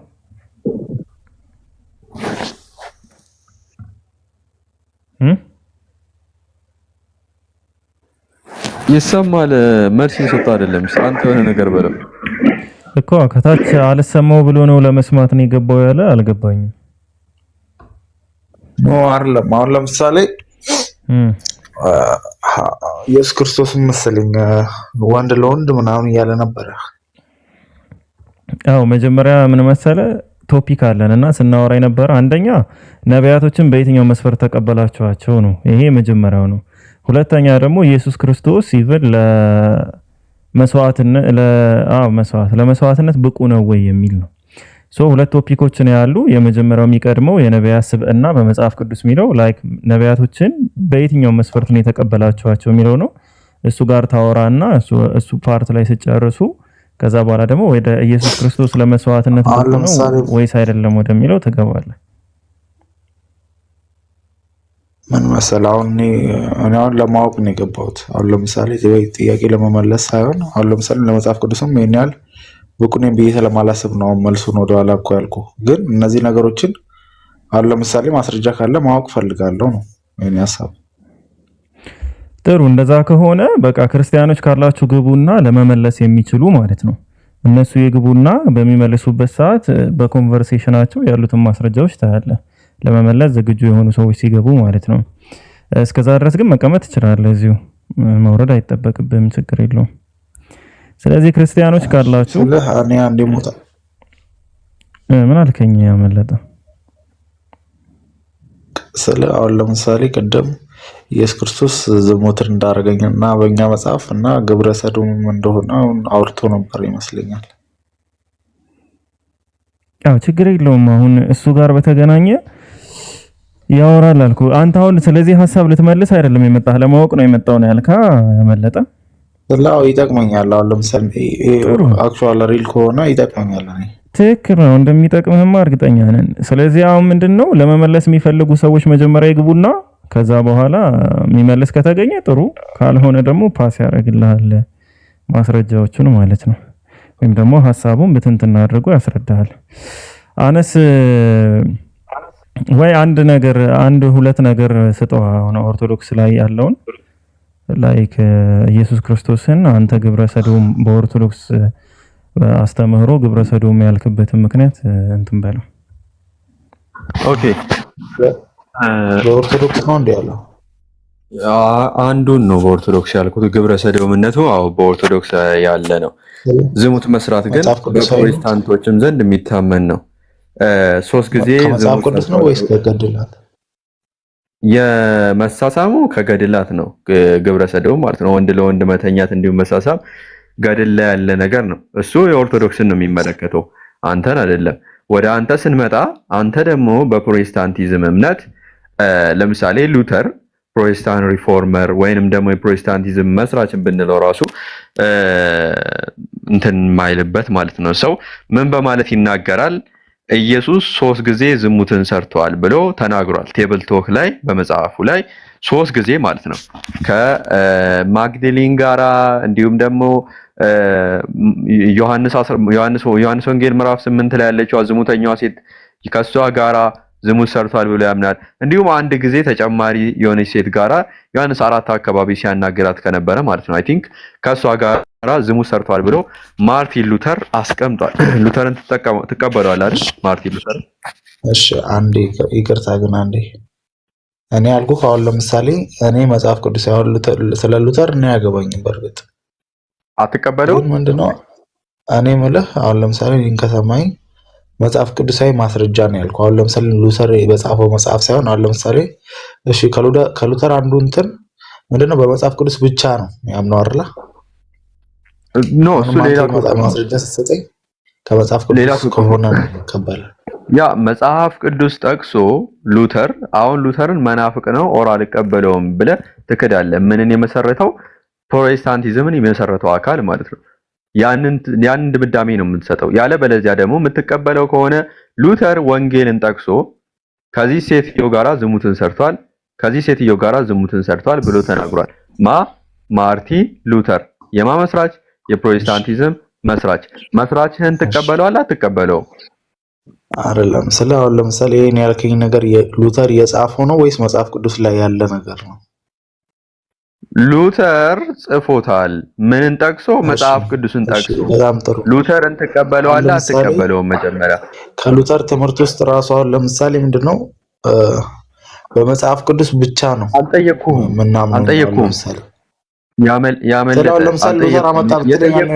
ሉተርን ትቀበላለህ አትቀበልም? አልቀበለውም። አትቀበለውም? ግን የሉተርን አስተምሮ አሁን ለምሳሌ ዘፋይፍ ሶላስን የሚባሉትን እቀበላለሁ። የፕሮቴስታንቲዝም መስራችን አትቀበልም? አሁን ለምሳሌ ሶላፊ አሁን 5 ሶላዎችን እቀበላለሁ። ግን አሁን ሉተር የጻፈውን እንትን ልቀበል አልችልም። ምክንያቱም ከ5 ሶላት ውስጥ አንዱ ምንድነው በመጽሐፍ ቅዱስ ብቻ ነው። ከመጽሐፍ ቅዱስ ላይ ማስረጃ ካመጣልኝ እኔ እቀበላለሁ። አንተን እቀበላለሁ። መጽሐፍ ቅዱስ ሶላ ምን የሚለው መጽሐፍ ቅዱስ ብቻ ማለት ነው። ያ ሶላ ስክሪፕቸራ የሚለው ኤግዛክትሊ። ግን መጽሐፍ ቅዱስ ብቻ ሲባል ራሱ ኢቭን የራስ መምህራን እንደሚናገሩት ሌሎች የአባቶችን ኦር ደግሞ የሌሎችን ቴክስት አንቀበልም ማለት አይደለም ብሎ ነው የሚያምኑት ራሱ። ስለዚህ ሉተር አንተ ኧረ አንዴ እምነትህን የመሰረተውን አካል ትቀበለዋለህ ኦር አትቀበለውም? እምነትህን የመሰረተው ፕሮቴስታንት ይኸውልህ ብራዘር፣ አሁን እምነቱ ከየትም ይምጣ እኔ አሁን ለምሳሌ ምንድነው የሉተርን አሁን ለምሳሌ 5 ሶላስ የሚባሉትን እቀበላለሁ ስልህ አሁን ለምሳሌ አንተ የምታመጣልኝ ማስረጃ እኔ ማምነው በመጽሐፍ ቅዱስ ብቻ ከሆነ አንተ ከመጽሐፍ ቅዱስ ያለውን ማስረጃ ብታመጣ አልቀበልም። ምክንያቱም እኔ መጽሐፍ ቅዱስ ብቻ አማኝ ነኝ። ገብቶሃል? ያው ያመለጠ እኔ ስለአንተ መቀበል አለመቀበል አልጠየቅኩም። ጥቅሱን ማለት ነው እየጠየቅኩ ያለሁት ሉተርን ትቀበላለህ ወራ አትቀበለውም ነው። ፕሮቴስታንቲዝም የመሰረተው አልቀበለውም ካልክ የሉተርን አስተምሮ እቀበለዋለሁ። አስተምሮ ተቀበል። ይሄው ነገር አልቀበልም። የሉተር አስተምሮ ደግሞ ምንድነው? አስተምሮ ስለ ዘፋይፍ ሶላስን ነው የምልህ። ዘፋይፍ ሶላስ አምስቱ ሶላ የሚለው የሉተር አስተምሮ ነው እና የማን ነው? ኦኬ አምስቱ ሶላዎች የሚለው የሉተርን አስተምሮ ትቀበለዋለህ፣ ግን ሉተርን ሌሎች አስተምሮቶቹን አትቀበለው? አልቀበለውም። አትቀበልም። ኦኬ ስለዚህ ሉተር እዚህ ጋር ዝሙተኛ ነው ሲል ኢየሱስ ክርስቶስ ሉተር ያስተማረው ያስተምሮ ምንፍቅና ነው አይደለም? ምንፍቅና ሊሆን ይችላል፣ ምክንያቱም ከመጽሐፍ ቅዱስ ውጭ ነው ያስተማረው። በቃ ኦኬ ምንፍቅና ነው። ስለዚህ አንተ አምስቱ ሶላ ብሎ የሰጠ አካል መናፍቅ ነው ኖ አይደለም። አሁን ለምሳሌ ምንድነው እኔ አሁን ያን ነገር በመጽሐፍ ቅዱሳዊ ማስረጃ አረጋግጬ ነው ያመንኩት ያን ነገር እንጂ አሁን ለምሳሌ እሱ ስላለ ብቻ አይደለም። መጽሐፍ ቅዱሳዊ ማስረጃ ይሄን ያስተማረ አካል ቆይ እኔ እሱን አልጠየቅኩም፣ ስላንተ እንዴት ተቀበልኩ የሚለው አሁን አንድ ነገር እንስማማ። አሁን ሐሳቡ በጣም እየሰፋ ነውና አሁን እኔ ያልኩህን ነገር በግልጽ እንትን ብትለኝ ማስረጃ ካለ መጽሐፍ ቅዱስ ላይ አሁን እንትን በለኝ፣ መጽሐፍ ቅዱስ ላይ ጋይድ አድርገኝና ያመለጠ አንድ ጊዜ በጣም እየሰፋ ነው። ችግር የለውም አንድ ጊዜ ተረጋጋ። ጥያቄው ምንድነው ያንተ ለምን ተቀበልከው የሚለው አይደለም። ያ እምነትህን የመሰረተው እንዲሁም ደግሞ አምስቱ ሶላ ብሎ የሰጠህ አካል መናፍቅ ነው ኦር አይደለም? እሱን ብቻ መልስልኝ፣ ከዛ እንዘጋዋለን ርዕሱ።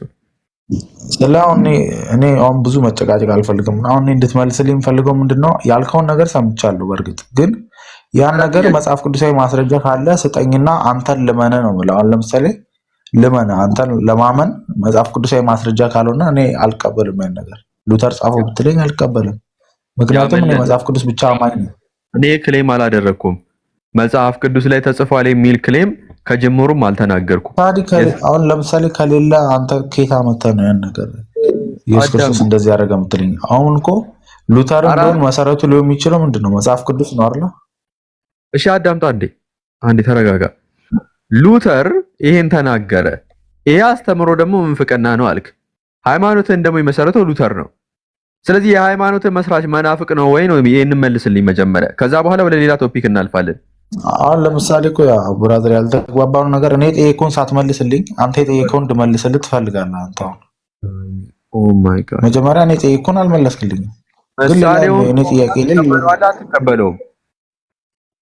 ጥያቄን ሳትመልስልኝ አልመልስልህም። እኔ ጥያቄን መጀመሪያ አሳየኝ። እኔ ከዛ በኋላ ዝግጁ ነኝ ምንም አይነት ነገር ለመመለስ ዝግጁ ነኝ። አንተ መጀመሪያ እኔ ጠየቀውን መልስልኝ። ምንድነው ማሳይ? አሳይ፣ መጽሐፍ ቅዱሳዊ ማስረጃ አሳየኝ። ኢየሱስ ምንድነው እንደዚህ ዝሙት እንደሰራና ግብረ ሰዶማዊ እንደሆነ አሳየኝ። እኔ ከመጽሐፍ ቅዱስ ማለት ነው። ላኢላሃ ኢላላህ ከመጽሐፍ ቅዱስ እንደዚህ የሚል ቃል አለ ብያለሁ እኔ። በቃ አመሰግናለሁ አባቴ፣ ይሄን ነው የፈለኩት። ዝም ብለህ ግን አሁን ለምሳሌ አታውራ። በቃ ዝም ብለህ አታውራ። ዝም ብዬ አላወራሁም። ልክ አንተው ቃል በቃል ለምሳሌ አሁን ለምሳሌ ኦርቶዶክስ ብትለኝ አዳምጥ አንድ ጊዜ። ልክ አንተ ቃል በቃል ስትጠይቀኝ ልክ እንደዚሁ ነው ግልጽ በሆነ ሁኔታ ቃል በቃል እንደመለስኩልህ። ቅድም ስጠይቀኝ ግብረ ሰዶምን ሰርተዋል ስትለኝ ነው በመጽሐፍ ቅዱስ ሳይሆን በገድል ነው በኦርቶዶክስ ተዋህዶ አስተምሮ ያለ ነው ብዬ መልሼልሃለሁ። ልክ እንደዚሁ ቃል በቃል እንደጠየቀኝ ቃል በቃል እንደመለስኩልህ አንተም ቃል በቃል መልስልኝ። ይሄ አስተምሮ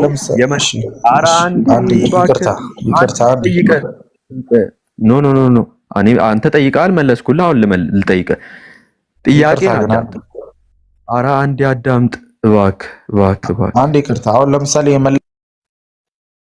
ወይ ልውረድ? እሺ እኔ ሚዩት እያደረጋችሁኝማ እንትን አለው። ውረድ። ሰው ግን ጤነኛ አይደለም። ፒኬ ወያነስ እኔ እኮ በጣም ነው የገረመኝ።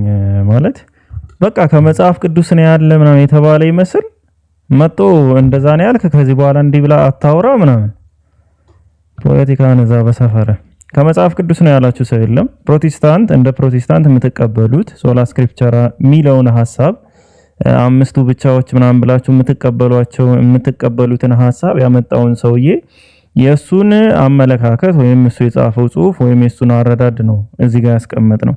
አይ መንፍቅና ነው ከተባለ ደግሞ አነስ እንዳለው መናፍቅ መሆኑን መመስከር መቻል አለባችሁ። መናፍቅ ከሆነ ከመናፍቅ ነው ወይ እናንተ እምነታችሁ የሚመሰረተው? መናፍቅ ነው ወይ እምነታችሁ መስርቶ የሚሰጣችሁ? ይሄ መጀመሪያ ነው። ሌላው ደግሞ በገድል ያለ ነው ስለ ግብረ ሰዶም ስለመሆኑ ገድል ላይ ነው የተቀመጠ እያለ ምንድነው ሌላ ሰፈር የምትዘባረቁት? ስለዚህ ባጭሩ አሁን የነበረው ያመለጠው ማለት ያመለጠ ስሙን ያመለጠ አሁን የሰጠው የምስክርነት ቃል ምንድነው?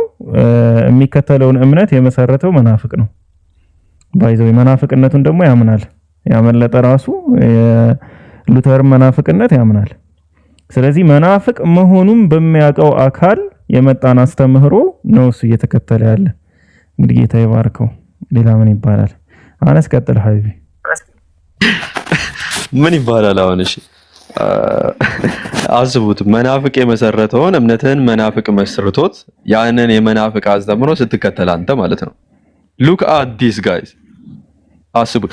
ያ አምስቱን የሰጠህ ራሱ የሰው የትክክል ይሁን አይሁን በምን አወቅ? ምክንያቱም ኦልሬዲ የሰው የሚያስተምረው የመናፍቅ አስተምሮ ነው ብለህ ክሪቲሳይዝ ካደረግከው የመናፍቅ አስተምሮ ነው ብለህ እዚህ ጋራ ደግሞ እንዴት ነው አስተምሮቱ ትክክል ነው ብለህ የምትቀበለው? ክላሽ አያረግም? እንዴት ነው አይጋጭም እርስ በርስ? እዚህ ጋር መናፍቅ ነው ብለው እዚህ ጋር ደግሞ አስተምሮቱ ትክክል ነው ስትል እንዴት ነው ያስኬዳል ወይ? ክርስቲያኖች ራሱ እና ይሄን የተናገረው እምነታችሁን የመሰረተው አምስቱ ሶሎች ብሎ ሶላ ክርስቶስ ምናምን እያለ የሰጣችሁ ሶላ ስክሪፕቸር ምናምን እያለ የሰጣችሁ ሰውዬ ነው ይሄንን የተናገረው ማለት ነው። ስለዚህ ይሄን ሰው መናፍቅ ብላችሁታል። ምን የሰጣችሁ? ይሄን አምስቱን ሶላ ብሎ ዛሬ ላይ ፈንዳሜንታል የሆኑ ዶግማ የሆኑ እምነታችሁን የሰጣችሁ ሰው በዚህ ልክ መናፍቅ ነው ብላችሁ ክሪቲሳይዝ ስታደርጉት፣ በዚሁም ደግሞ አስተምሮቱን ስትቀበሉት ይሄ ክላሽ የሚያደርግ ነው እርስ በርስ። መናፍቅ የሆነ አካል ያስተማረውን ነው እየተቀበላችሁ ዛሬ ላይ እኛ ጋር መታችሁ የምትከራከሩት ራሱ ማለት ነው። እና ይሄን ያህል ነው እና አላኩል ያህል ካላችሁ ገስት ላኩ። አንድ ቁጥር ጻፍ። እኔ እኮ የሚገርመኝ ማለት ነው አነስ አሁን ሁሉንም ክደው እንዴት ነው ወዴት ሊደርሱ ነው ማለት ምንድነው የሚያደርጉት መጨረሻ ላይ? ከመጽሐፉን ጸሐፊዎቹን በሙሉ እንትን የሚሉ የሚያስተፋብሉ ከሆነ ምንድነው የሚያደርጉት? አይ መጨረሻ ላይ መጽሐፉንና ክርስትናን ይክዳሉ። እንደዛ ነው የምናደርገው። በቃ እኮ ነው አሁን ሰለሞንም ጣዖት አምላኪ ሆኖ ሙቷል። የጻፋቸው 3 መጽሐፎች 4ም የሚሉ አሉ መዝሙር የሆነ ፓርትን ጨምሮ ማለት ነው። እነዛ መጽሐፎች በሙሉ እንግዲህ አይጥሏቸውም፣ ይዟቸው ነው የሚዞሩት። ያው ከሃዲ ሰው የሰጣቸው ነው ማለት ነው። ኦሬዲ መካዱን ይቀበላሉ ምናምን። ዳዊት ዝሙተኛ ነው፣ እሱም ደግሞ መዝሙረ ዳዊትን በሙሉ የጻፈ ነው። ሸለፈት ምናምን የሚቆርጥ አካል ነው። አይ እሱ እኮ ኃጢአተኛ ሊሆን ይችላል ነው ይላል። ታዲያ ለምንድን ነው መጽሐፉን ይዛችሁ የምትመሩበት ነው? ለምንድን ነው መጽሐፉን የምትከተሉት? እሱ የጻፈውን እና ከመጀመሪያው የዛሬው ርዕሳችን እንደሚለው እዚህ ጋር እንደምታዩት የነቢያት ስብዕና በመጽሐፍ ቅዱስ ነው። አንደኛ ነቢያቶች ራሳቸው እንደው ብቁ ናቸው ወይ? እስኪ መስፈርት አውጡ፣ ደስ ያላችሁ መስፈርት አውጡና የሚያልፉ ከሆነ እንያቸው። በእርግጥ እግዚአብሔር ያወራው ነው የምትሉ ነው እርግጠኝነት። አሁን ከዛ ውጭ ምንም መስፈርት ልታመጡ አትችሉም። የነብይ መስፈርት ምንድነው ስትባሉ እግዚአብሔር ያወራው ወይም የእግዚአብሔር ቃል የመጣለት ወይም ትንቢትን ያየ ብላችሁ በቃ እንደዚህ አይነቱን አወሩ እንጂ ስብዕና ጋር በተገናኘ ስነ ምግባር ጋር በተገናኘ ካራክተር ጋር በተገናኘ መቼም እንደ መስፈርት አታመጡም። አይደለም ለዛ ኢቭን አምላክ ብላችሁ መጥቶ ኦሬዲ ለእናንተ ተሰቅሎ የሞተው ማለት ነው ለመስዋዕትነት ብቁ ለመሆን ከኃጢአት ነፃ መሆን ይጠበቅበታል። ከኃጢአት ነፃ ነው ወይ? ኢየሱስ ክርስቶስ ራሱ ከኃጢአት ነፃ ነው ወይ? የጀሃነም እሳት የሚያስቀጣ ኃጢአት አልሰራም ወይ? እንግዲህ አልሰራም የምትሉ መግባት ትችላላችሁ። ነቢያቶችን ዲፌንድ የምታደርጉ የመዝሙረ ዳዊት ተቀባዮች፣ የመዝሙረ ዳዊት መጽሐፍ ተቀባዮች የምሳሌ ምንድነው ደግሞ ይሄ መኃልየ እንኳን ስሙ ራሱ ተሰው ይነዝራቸዋል። የመኃልየ ዘሰለሞን የእነዚህ መጽሐፍ ጸሐፊዎች ኢሳይያስን ጨምሮ የትንቢተ ኢሳይያስ መጽሐፍ ጸሐፊ አይ ቲንክ እሱ መሰለኝ ራቁቱን እኮ 3 ዓመት ይዞሩ ሊሰብክ። እነዚህን ጨምሮ እንዴት ነው የምትቀበሏቸው እናንተ ሰዎች? እንዴት ነው ጨርቅ ጥሎ የሚሄድ ሰው እንዴት ነው የምትቀበሉት? እብድ ነው ምንድነው እኮ እብድ የጻፈውን መጽሐፍ እንዴት ነው የምትቀበሉት? ከዛ አብዶ አይደለም እኮ ምናምን ነገር ለማለት ምንድነው እግዚአብሔር አዞት የሚል ቃል ተቀምጧል። በእግዚአብሔር ትእዛዝ መሰረት እንግዲህ 3 ዓመት ራቁቱን ሲዞር ነበር። አስበው እስኪ አይደለም ለ3 ዓመት እዚህ ቲክቶክ እኮ ስንት መከራ የበላ ነው በሙስሊም እህቶቻችን ጨምሮ የራቁት ፎቶ ያዝም ብለው ነው ባይዘው ይህን መሰለ ስነ ምግባር ምናው እንዲህ ተበላሸ የወጣ የወረደ እያሉ ሲዘባርቁ ነበር 3 ዓመት ሙሉ አስቡት በየሀገሩ ደግሞ ኢትዮጵያ ነው የገባ ኢትዮጵያ ነው ብቻ ራቁትን ሲመላለስ የነበረ ሰው ህዝቤን አበላሽቶ ነው አይደው እኮ እንደዛ የሰራ ሰው እዚህ ጋር ሲመጣ እሱ እኮ ትልቅ ነብይ ነው የሚገርም ስለ ኢየሱስ ክርስቶስ የተነበየ እሱ ነው ብዙ ነገሮችን ጽፏል በጣም ብዙ ነገሮችን አሁን የሚገርም መጽሐፍ ለነገሩ ተውት ይሄ እንኳን ትንሽ ከበድ መኃልየ ዘሰሎሞንን ግማሹን ለማርያም ሲጠቀሙ ግማሹን ለቤተ ክርስቲያን ሲጠቀሙ ነው እኮ ነገሩ የቀረ እዛ ላይ እኮ ባይዘው ነገሩ ሁሉ የቀረው እኮ እዛ ነው በቃ ትርጓሜ ላይ ሲመጣ ይሄ ለማርያም ለቤተ ክርስቲያን ለእንትን ሲባል ጭራሽ እነዛ ሁለቱም ይዳቆሽ ምናምን ይሄ በጣም ከባድ ነውና እስኪ ብዙ ጊዜ አስተምሮታቸውን እንጂ እኮ እኛ ተግባራቸውን አንከተልም ምናምን ሊሉ ይችላሉ ነገር ግን የሚከተሉት አስተምሮአቸው ራሱ ምንድነው ብለን ስናይ እኮ ለመጽሐፍ ቅዱስ የተቀመጠው ራሱ ነው በቃ አሁን መኃልይን ብንመለከት ምንድነው ሰው ከዛ ሊማርበት የሚችለው ነገር አሁን እኛ ሰለሞን መጥፎ ስራን የሰራው ምናምን ነገር ይላሉ ስለዚህ እኛ የሱን ስራ እንከተልም እግዚአብሔር ገስጾታል ምናምን ሊሉ ይችላሉ ነገር ግን እዛ ጋር መጽሐፍ ቅዱስ ላይ ምን ሊሰራ ተቀመጠ በነገራችን ላይ ሙሉ ማብራሪያ ምናምን በጣም የሚዘገኑ ነገራቶች ናቸው የተቀመጡትና መጽሐፍ ቅዱስ ላይ ምን ሊሰራ ነው እንዲህ አይነት ነገራቶች የሚቀመጡት ከነሱ ጥሩ እሺ ወንጀል ሰርተው ከሆነ ምናልባት እግዚአብሔር ደብቆላቸው ምናምን ቢያልፍ እኮ እሺ እንደዛም ሆኖ ባያስኬድም ማለት ነው ነገር ግን እዚች ጋር መጽሐፍ ቅዱስ ላይ በስትክክል ነው በቃ እንዲህ የሰሩት ነገር ምናምን በዛ ላይ ከሚያስጠላ ማብራሪያ ጋር ማለት የተቀመጠው እና አስተምሮታቸውም ጭምር እንደራሱ ከሆነ ስራቸው ብቻ አይደለም ማለት ነው ስለዚህ ክርስቲያኖች የሚከተሉት ያንኑ ነው ማለት ነው የሚያነቡትም የሚከተሉትም ስለዚህ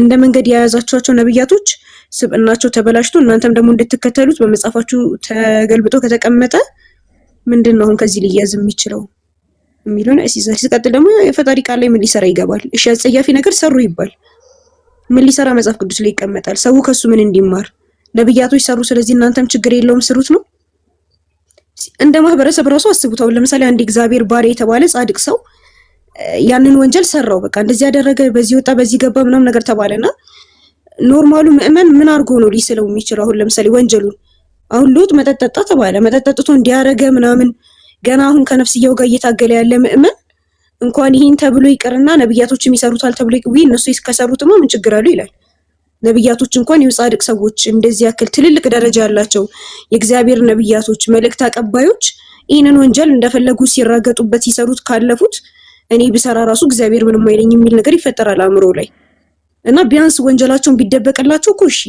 ነገር ግን ወንጀሉ ገና ሳይደበቅ ገና ግልጽ ወጥቶ በመጽሐፍ ቅዱስ ደግሞ ልክ እንደ መማሪያ የሆነ ሰዎች እንደሚማሩበት የድህነት መንገድ በነገራችን ላይ ትልቁ የድህነት መንገድ ስላሴ ምናምን ሳይቀመጥ እንደ ክርስቲያኖች ማለት ነው የሚያምኑበት ዋናው እምነት ሳይቀመጥ እነዚህ ነገራቶች ናቸው ያሉት አሁን መኃልይን ብንመለከት በቃ ሰው ምንም ሊማርበት አይችልም ሐቂቃ በጣም መጥፎ ነገር እንጂ ማለት ነው እና እንዴት ነው ነገሩ ምእመኑ ምን ይማር ነብያቶች ይሄንን ከሰሩ ምእመኑ በቃ ፏ ብሎ ወንጀል ለመስራት ምናምን አይቸገርም በቃ ምን ችግር አለው እግዚአብሔር እነሱንም ይቅር ብሏቸዋል የመጽሐፉ ላይ ሰፍሯል እኔም ብሰራ እግዚአብሔር ይቅር ይለኛል ምን ሐሳብ ይፈጠራል ብዬ አስባለሁ እና ቀጥሉ እስኪ እቺን ሐሳብ ለመጣል ጀዛኪላህ ትክክል እኮ ነው አሁን መኃልይ እኮ በቃ በጣም የባሰ እኮ እኔ ራሱ ላይቭ ላይ እኮ በጌም ተሸንፌ ሊያስነብቡኝ እንዴ የተንቀጠቀጥኩበት መጽሐፍ ነው ለማንበብ ማለት ነው ሰውየው አስተላልፎታል ባይዘው ይጽፎ ምናምን አስተላልፎታል ይሄኔ ደግሞ ቁመው ያነቡት ይሆናል በተስኪያል ላይ እና ከኢሳይያስ በጣም የሚያስገርመው እስኪ ከታች ጻፉልኝ እስኪ ራቁቱን የሆነ ለምን ይመስላችኋል እስኪ ከታች ጻፉልኝ ለምን ይመስላችኋል ኢሳይያስ ራቁቱን 3 ዓመት ሙሉ የዞረው ማለት ነው ለምን ይመስላችኋል እኔ እንኳን በማስክ ነው ያለሁት 3 ዓመት የዞረው ኢሳይያስ ለምን ይመስላችኋል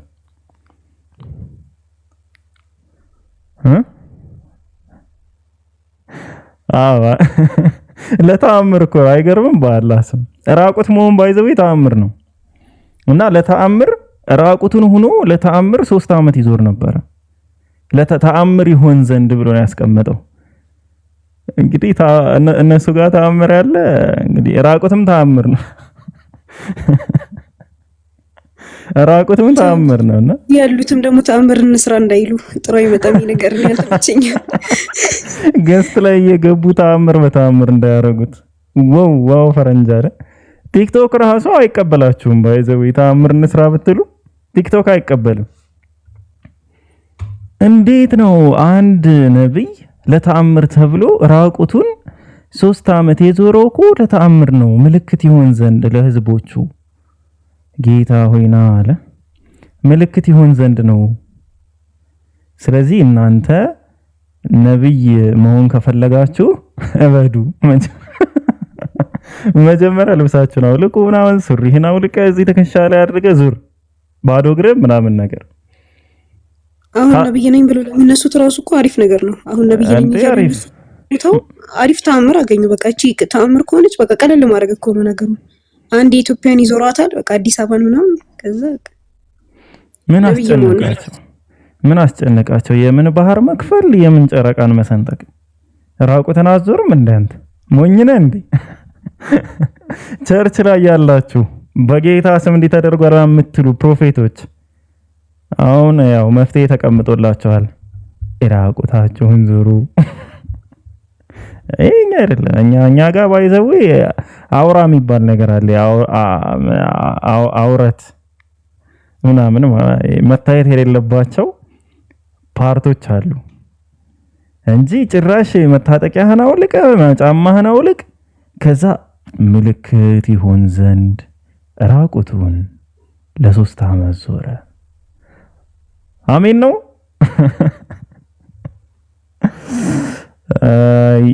እኔ አላበድኩም አሚር። እኔማ ከመሸፋፈን አልፎ እኮ ማስክ ሁሉ እስከ መልበስ ደርሻለሁ። አሉ እንጂ እነ ኢሱ አሉ እንጂ የጨለሉት። እና ለማንኛውም እንደዚህ አይነት የነቢያት ካራክተር እኛ ጋር የለም ነው በቃ። እኛ መጣው ከዛ ደግሞ የኛ ነብይ ላይ መስፈርት ያወጣሉ። ባይዘው መስፈርት ያወጣሉ መጣው በጣም በሚገርም ሁኔታ ማለት ነው። እንዴት እናንተ እንደዚህ አይነት ነብይ ትቀበላላችሁ ምናምን ይሉናል። እነሱ እኮ የኃጢአት ጥግ የሚባለው ነገር በሙሉ ሰርተዋል። ነቢያቶቻቸው የኃጢአት ጥግ ማለት ነው እንዳለ ሰርተዋል። እንዳለ ህፃናቶችን ገለዋል፣ በመጋዝ ጨፍጭፈዋል። ያው ግሪኩና አብራይስቱ ይለያያል አሉ እንግዲህ ብቻ በመጋዝ እንትን ብለዋል፣ ገለዋል ምናምን። የሰው ሚስት ደፍረዋል። ይሄ ላይ እንኳን እዚህ ላይ ስደርስ ነው ለምንድነው የአምላክየው የባሰው ነው የሚታየኝ። ግን የደፋር ለመቃበሉ ማለት ነው ይሄ ሁሉ ጉድ ይዘው መጻፋቸው ላይ ከዚህ ይመጡና ደግሞ እስልምና ላይ ረሱል ሰለላሁ ዐለይሂ ወሰለም 9 ሚስት ያገባሉ። ብዙ ሚስት ስላገቡ ስለዚህ ነብይ አይሆኑ ምናምን ይላሉ። በነገራችን ላይ ብዙ ሚስት ማግባት እግዚአብሔር እንደውም ለዳዊት እኮ የሸለመው ነው። ታውቃላችሁ ይሄንን ክርስቲያኖች እግዚአብሔር ሸልሞታል ነው፣ ገና እንደ ሽልማት ነው። ይሄ ጥፋት አይደለም እንደውም እንደ ነብያቶች እንደ መጽሐፍ ቅዱስ ማለት ነው። እንግዲህ አስቡት ዳዊት ያደረገው ምንድነው? የሰውን ሚስት ነው እንግዲህ የሰው ሚስት ላይ ነው ዝሙት የሰራው ማለት ነው። እና በጣም ብዙ አጸያፊ ነገራቶች ሀይቃ ዞር ብሎ ማያዩት ነው የሚመስለው እነሱ መጽሐፍ ላይ ያለውን ነገር ስለ እስልምና ሲያወሩ ማለት ነው። ረሱል ሰለላሁ አፋልኝ ብለው ያወራሉ። ወላሂ እኔ በጣም ነው የሚገርመኝ እነሱ ጋር ያለው እነሱ ላይ የተጻፈው። አሁን መኃልየ አስቡ እንግዲህ ዝም ብላችሁ አስቡት ክርስቲያኖች እና መኃልየ ዘሰለሞን ምናልባት ቁርአን ላይ ቢሆን አስቡት ምን ሊፈጠር እንደሚችል ምን ሊያደርጉ እንደሚችሉ ማለት ነው። አላሁ አክበር። እነሱ ግን በቃ ተስፋ ቆርጠውበታል። የለም እኮ በቃ ተሰውታል ጭራሽ መጽሐፍ ቅዱሳቸውን። በመጽሐፍ ቅዱስ ነብያት እንዲተባሉ የሆነ ነገር ወጣ በዚህ ገባ ችግር የለባቸውም እነሱ። ብቻ ቁርአን ላይ ግን የሆነች ነገር ትገኘ ብቻ እነሱ ጋር ችግራቸው እሱ ነው ትልቁ ነገር ማለት ነው እንጂ ወላሂ ሀይቃ ሲጀመር ሰለላሁ ዐለይሂ ወሰለም የሚወጣባቸው ነገር ኖሮ አይደለም በጭራሽ ማለት ነው። ከአንድ በላይ ማግባትም ቢሆን እንደ መጽሐፍ ቅዱስም የተከለከለ ነገር አይደለም። ነገር ግን ያቺን ይዘው በቃ ቀኑን ሙሉ ላይቭ ከፍተው ይውላሉ። ረሱል ሰለላሁ ብዙ ሚስት አገቡ ስለዚህ ነብይ አይሆኑም። የእናንተ ነብያቶችሳ? ይህንንም እያስተዋላችሁ ወደ መጽሐፋችሁን ዞር ብላችሁ እያያችሁ የራሷ እያረረባት የሰው ታማሰላለች እንደሚባለው አትሁኑ። ባይዘው ኢየሱስ ክርስቶስ ምን ብሏል? ያየ የተመኘ እንዳመነዘረ ቁጥር ነው ተብሏል። ኢሳያስ ራቁትን 3 ዓመት ሲዞር እንዴት ነው ተመኝተው ይሆን አይተው ይሆን? ስንት ሰው ኃጢአት አሰርቶ ይሆን ይሰውዬ? ያው እንግዲህ ለዚህ ደግሞ መንስኤው ማን ነው? መንስኤው አምላክ ሲሆን ማለት ነው። እንግዲህ ያየ የተመኘ እንዳመነዘረ ቁጥር ነው ሲባል 3 ዓመት ሙሉ ራቁቱን ሲዞር አይናችሁን ጨፍኑ ተአምር ለነገሩ ተአምሩ ስለሆነ እኮ ነው የሚያዩ ተአምር ነው የሚያዩት። አሁን እነዛ ሰዎች ግን ምን ፓርት ላይ ነው ተአምር? ይሄ ነገር በደንብ ይተንተን እንዴ? የትኛው ፓርት ነው ተአምር የሆነው? ለማንኛውም እስኪ ልዕልና ለኔና ገብታለች ልትነግረን ትችላለች። እስኪ ተአምርነቱ ልዕልና እንኳን ልዕልና እስኪ ነበረ ኔትወርክ የተቆራረጠ። ጥያቄው ምንድን ነው? ጥያቄው ምን መሰለሽ? ለምሳሌ ክዶ የሞተ ሰው የጻፈው መጽሐፍ ትቀበይዋለሽ? በአምላክ ኦሬዲ ክዷል። ጣዖት አምላኪ ሆኖ የሞተ ሰው እሱ የጻፈውን መጽሐፍ አንቺ ለሃይማኖት መመሪያ አድርገሽ ትቀበይዋለሽ? ልዕልና አዎ፣ የጠቢቡ ሰለሞንን ሐሳብ ከሆነ የምቀበለው መልእክቱን ነው። የሱን ማንነት ወይም የሱን እንትን ሳይሆን መልእክቱን ነው የምቀበለው። ስለዚህ ከሃዲ ሰው ምንም አምላኩን ክዶ ጣዖትን አምልኮ የሞተ አካል የጻፈው መጽሐፍ ግን መልእክቱ ወደ ትክክል ይምራሽ ወደ ተሳሳተ ይምራሽ በምንድን ነው የምታው? አሁን መኃልየ ዘሰሎሞን ምዕራፍ 5 እና 7 ካነበብከው እሺ። መኃልየ ዘሰሎሞን ላይ ያለው አሁን እስኪ መልእክቱን ንገሪኝ እስኪ። አይ ቲንክ ምዕራፍ 5 እና ምዕራፍ 7 መሰል። እስኪ ምንድነው አሁን መልእክቱ? እንደዛ ሁለቱ ሚዳቆ ምናምን ሚዳቆ ለሚዳቆ የነበረው መልእክት እስኪ ምንድነው? ምኑን አይተሽ ነው የተቀበልሽው እሱ መልእክት?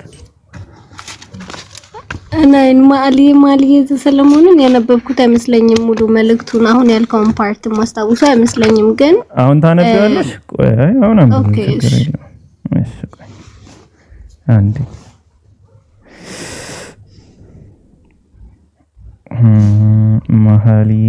መኃልየ ዘሰሎሞን 2000 እትም። ይህንን እንኳን አንቺ ፕሮቴስታንት ከሆንሽ የምትቀበይው አይመስለኝም። የ2000 እትም ኦርቶዶክሶችም የሚቀበሉት አይመስለኝም። እስኪ እሺ ይሄው አንብቢው ምዕራፍ 7 ከቁጥር 1 ጀምሮ ያለው ማለት ነው።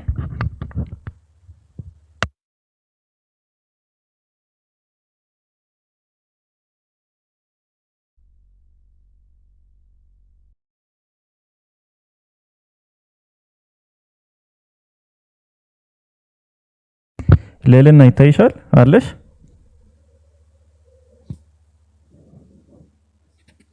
አይታይም።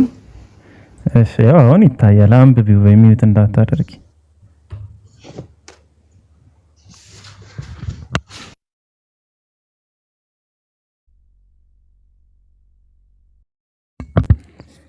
እየጠበቅን ነው።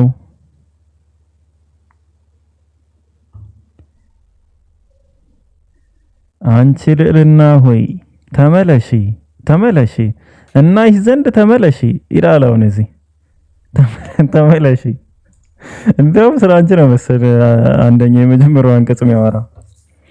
አንቺ ልዕልና ሆይ ተመለሺ እናይሽ ዘንድ ተመለሺ። በልዕልና በኩል ምን ታያላችሁ? ሚውት ነው። ሌላ ምን እናያለን? ኖርማሊ ያልተረዳሁትና ያልገባኝ ሀሳብ ስለሆነ ማውራት አልፈለኩም። አንብቤ ችግር የለውም። አዎ እኮ እኔም አንብቢ ነው ያልኩሽ። ባይዘው አሁን አንብቢው ነው ያልኩሽ። ያ እኮ ይሄኛውን ፓርት ብቻ ሳይሆን ሙሉ መልእክቱ ምን ይላል የሚለውን አንብቤ ነው መረዳት። ከአንድ ነው ባይዘው የጀመርነው ከአንድ ስለሆነ ሙሉ ምዕራፉን ታነቢዋለሽ። ያው አንድ ነው የሚል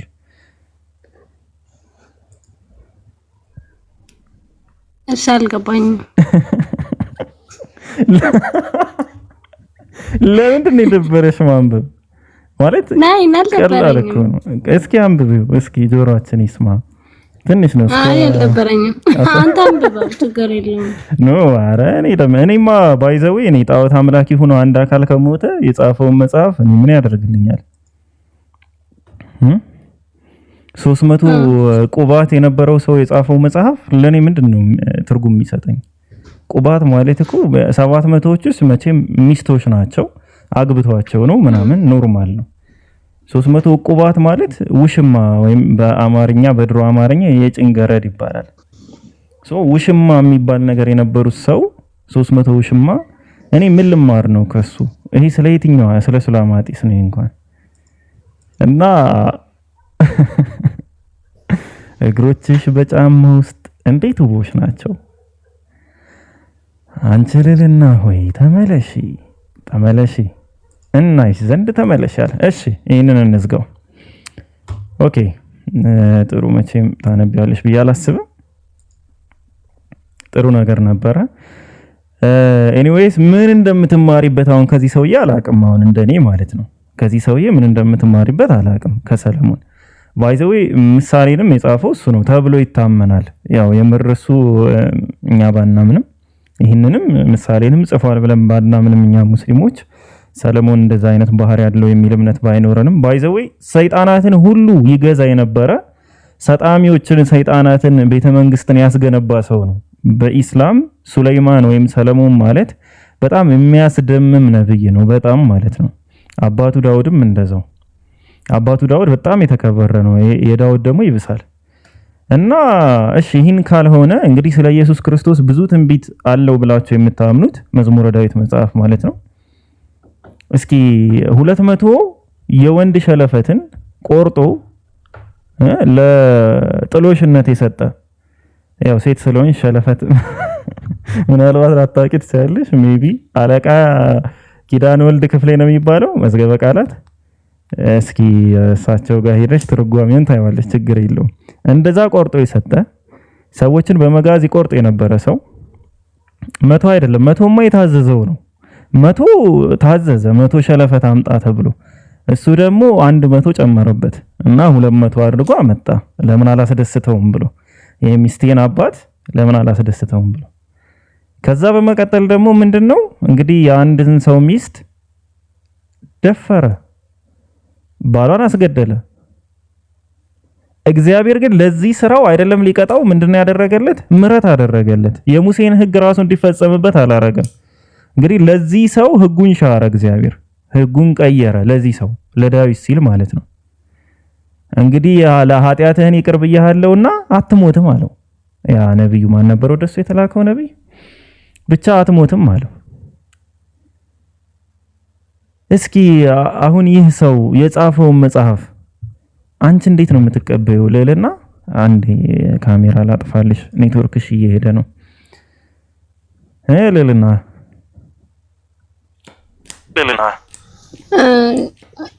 አፍተር ኦል ሰለሞን የጻፋቸው ነገሮች ያደረጋቸው ነገሮች ምናምን የከንቱ ከንቱ ነው ምናምን ብሎ ተጸጽቶበታል። እኛ ደግሞ የምንቀበለው ቅድምም ለማስረዳት እንደሞከርኩት ይሄ ለኛ እንድንማርበት የተጻፈ ነገር ነው። በህይወታቸው ያደረጉት በዛ ዘመን የተኖረው ህይወት እንድንማርበት የተደረገ ነገር ነው እንጂ ልክ ሰለሞንን ተከተሉት ወይም ሰለሞንን ታዘዙት አይደለም። ምን አሁን ቆይ ከውድቀት እኮ ትማራለህ። ከአንድ ሰው ውድቀት እኮ ትማራለህ። እኔ ተማርኩት ልንገርሽ። እሺ ቆይ በጣም ሰለሞን በጣም ለምሳሌ እንትንን ምሳሌ ላይ ብታነበው የጥበብ መጀመሪያ እግዚአብሔርን መፍራት እንደሆነ፣ ሁሉም ነገር ከንቱ እንደሆነ፣ እሱ በምድር ላይ ያለው ሁሉን በምድር ላይ በጣም ሀብታም ነበረ፣ በጣም ብዙ ሚስቶች ነበሩት፣ በጣም ብዙ ነገር ነበረ። ግን ያንን ሁሉ ከንቱ ነው ብሎ ይገልጿልና ምንም ነገር ስንይዘው ባዶ እንደሆነ ብዙ ነገር እንማርበታለን እና ከውድቀታቸውም ከስተታቸውም ከኖሩት ህይወት እንማራለን እንጂ እነሱን እንከተላለን ማለት አይደለም በእኛ ዘንድ ማለት ነው። ጥሩ ፖይንት ነው ያነሳሽውና እኔ የተማርኩትን ላስረዳሽ እስኪ። እኔ የተማርኩትን እንግዲህ መጽሐፈ ሳሙኤል ካልዕ ላይ ወይም ደግሞ ሁለተኛ ሳሙኤል ነው። ካልዕ ማለት ሁለተኛ ሳሙኤል ነው። እንግዲህ ያወራል። ስለምንድን ነው የሚያወራ? ዳዊት እዚህ ጋር ላንብብልሽና ዳዊት ከቀን እንቅልፉ ነቅቶ አለ ከቀን እንቅልፉ ነቅቶ ወደ ቤተ መንግስቱ ሰገነት ወጣ። እዚያም ወዲያና ወዲህ ሲመላለስ ገላዋን የምትታጠብ አንዲት ሴት አየ። ያው እዚህ ጋር ዝሙት ሰራ እንደ ኢየሱስ ሕግ ሆነ። ሴትዮዋም በጣም ውብ ነበረች። ስለዚህ ማንነቷን ለማወቅ ዳዊት አንድ መልእክተኛ ልኮ ቤርሳቤ ተብላ የምትጠራው የኤሊአም ልጅ የሂታዊው የኦሪዮ ሚስት መሆኗን ተረዳ አለ። ከዛስ እርሷንም ሄደው ያመጡለት ዘንድ ዳዊት መልእክተኞችን ላከ። እንግዲህ ባለትዳር መሆኗን የተረዳ የኦሪዮ ሚስት መሆኗ ተነገረው። እሱ ግን ባለትዳርነቷ አላገደውም። ለምን? ሻወር ስትወስድ ነው አያያት፣ ስትታጠብ አይቷታል ኦሬዲ። ስለዚህ መልእክተኞችን ላከ። እነርሱም ሄደው አመጡለትና ከእርሷ ጋር ግንኙነት አደረገ። በዚህም ጊዜ ሴትዮዋ ወርሃዊ የመንጻት ስርዓቷን የፈጸመች ጥብቅ ነበረች። እንግዲህ ስትታጠብ የነበር ያው ከወር አበባ መሆኑ ነው ማለት ነው። ከወር አበባ ጸድታ ነው ስትታጠብ የነበረ። አሁን ከዚህ የምንማረው አንድ ነብይ እሺ በቃ ተታለለ ምናምን ዝሙት ሰራ ማለት ነው። ዝሙት ሰራ። ይሄንን ነብዩ መጥቶ ሲነግረው እግዚአብሔር ምንድነው ያደረገለት? ኖርማሊ በቃ ኃጢያቱን ይቅር አለው። ኃጢያትህን ይቅር ተብለሃልና በቃ አትሞትም አለው። ነብዩ መጡ ስለሱ መሆኑን ሲሰማ ማለት ነው። ከዛ ግን የፈረደበት ፍርድ አሁን እንግዲህ አንደኛ የምንማረው ነገር ምንድነው? እግዚአብሔር ማለት ነው ምን እንደሚያደርግ ሕጉን ለአንዳንድ ባለስልጣናት ሲል እንደሚቀየር። እንግዲህ ዳዊት ማለት ባለስልጣን ነው፣ ንጉስ ነው። ለሱ ሲል በድንጋይ ተወግሮ መገደል የነበረበት በሙሴ ሕግ መሰረት ያን አለፈው። አትሞትም አለው። በቃ ይቅር ተብሏል፣ አትሞትም አለው። አሁን ያስተላለፈበትን ፍርድ ደግሞ ስሙ። መቀየሩ እኮ ኖርማል ነው። ያስተላለፈበት ፍርድ ምንድነው የሚለው? አንተ ለኔ ስላልታዘዝክ አለ የኦሪዮ ሚስት ስለወሰድክ እነሆ ከቤትህ በሰይፍ የሚገደል አይጠፋም። አንተ ትገደላለህ አይደለም ባይዘው አንተማ አትሞትም ነው። በሰይፍ የሚገደል አይጠፋም። ሁለተኛ ከቤተሰብ አንዱ ተነስቶ ችግር እንዲያደርስብህ የማደርግ መሆኔን በመሐላ አረጋግጥልሃለሁ አለ።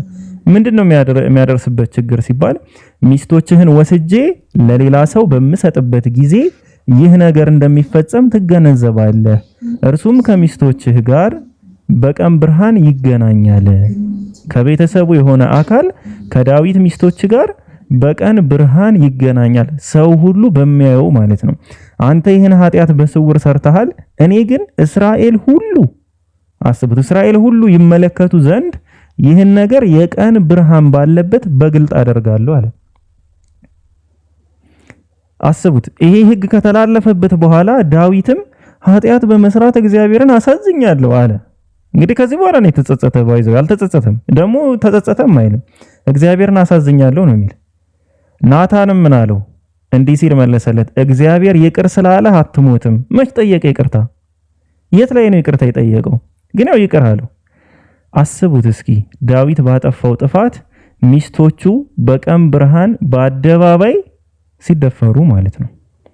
በቤተሰቡ ያውም ልጁ ነው ባይዘው ከተማው ላይ ይህን ትንቢት ይህንን ፍርድ ወአለይኩም ሰላም ወራህመቱላሂ ወበረካቱ። እሺ ሞዳ ለናደሪ ይህንን ፍርድ ሲሰጥ ቤት በሰገነት ሰርተው ነው። ኦኬ ሁሉም ሰው በሚያይበት ሰገነት ሰርተው ከሚስቶቹ ጋር እንዲገናኝ ያደረገ። አሁን እኔ ከዚህ የተረዳሁት እግዚአብሔር ለአንድ ባለስልጣን ሲል ሕጉን ከመቀየርም አልፎ ጭራሽ እሱን ላለመጉዳት ብሎ ሚስቶቹን ሁሉ እንደ ምንም ያላጠፉ ሴቶች ላይ ይህንን ፍርድ እንደሚያስተላልፍ ነው። እንግዲህ ያኛው ተሳስቶ አይደለም ባይዘው ተሳስቶ አይደለም፣ ተስቶት አይደለም። ዳዊት ሆን ብሎ ነው ያደረገው። ሆን ብሎ ላደረገው ይቅርታም አልጠየቀም። ይቅርታ ባለ ሕጉ ተሰረዘለት። ሚስቶቹ ምንም ባላጠፉበት በገዛ ዘመዱ ግንኙነት እንዲፈጽሙ በአደባባይ ፖርኖግራፊ ማለት ነው። አሁን በቲቪ በምናምን ሰዎች የሚያዩትን እዛ ላይ ግን ያው ቲቪ ስላልነበረ በአደባባይ እንግዲህ እንዲመለከቱ ተደረገ ማለት ነው። ሶ አሁን አንቺ ከዚህ ምን ተማርሽ? እስኪ ልዕልና እኔ የተማርኩትን ነግሬሻለሁ። ምን ተማርሽ አንቺ ከዚህ ታሪክ? እኔ አሁን ከነገርከኝ ከዚህ ካነበብነው ታሪክ የተማርኩት አንደኛ እግዚአብሔር መሐሪ መሆኑን እንማርበታለን። ሁለተኛ ደግሞ ሰው በበደል አሁን ለምሳሌ እንዳልኩህ ነው። በእኛ ዘንድ ነቢያቶች ፍጹም አይደሉም፣ ሰው ናቸው፣ እንከንም አለባቸው ምናምን እና እንከናቸውም ሁሉም ነገራቸውም ተገልጿል። ያንን እንከን ደግሞ ለምሳሌ አሁን ይሄ ዝሙት ምናምን ማድረጉ እኮ ጥሩ ነው እያልኩህ አይደለም፣ ግን ሰው ናቸው ነው በቃ ሰው ናቸው፣ ተከተሏቸውም አልተባልንም ነው። አሁን ሚስ አንደርስታንዲንጉ ይሄ እንደዚህ የጻፈውን እምነት ትከታያለሽ ወይ ምናምን አይደለም፣ እየተከተልናቸው አይደለም። እግዚአብሔር ምኑን ነው አሁን የእግዚአብሔርን ይቅር ባይነት የኖሩትን ህይወት አሁን የእግዚአብሔርን ይቅር ባይነት ነው የተማርኩት አለሽ። የእግዚአብሔር ለምሳሌ ነው ምልህ ምሳሌው ነው ምልህ እኮ ገብቶኛል። አሁን ካነበብኩት የተማርኩት ስቶሪውን ስነግርህ ደግሞ ቆይ ዘሆል ስቶሪውን አትንገሪኝ አንዴ። አሁን ካነበብኩት አይ ስለ አንተ ማለት ነው አሁን ካነበብኩት አንቺ የታየሽ ዳዊትን አንደኛ ህጉን ሻረ እግዚአብሔር። ይሄ ምንም አልታየሽም፣ ባይዘው ችግር የለም ይቅር ባይነቱ ነው ብለን እንውሰደው። እንግዲህ ሆን ብሎ ያጠፋ ነው ባለስልጣን ስለሆነ ሳይሆን እግዚአብሔር ይቅር ባይ ስለሆነ ነው ህጉን የሻረለት። በቃ በዚህ እንስማማ፣ ችግር የለውም። የሚስቶቹ በአደባባይ መደፈርና ከሱ ቤተሰብ መካከል በሰይፍ የሚገደል ሰው አለ ብሎ በሰይፍ እንዲገደል ማድረግ ይሄስ ምኑ ነው? አሁን ይሄ ፍትሃዊነቱ ነው? አፍቃሪነቱ ነው? የትኛው ፓርት ነው ይሄ? እስኪ ንገረኝ።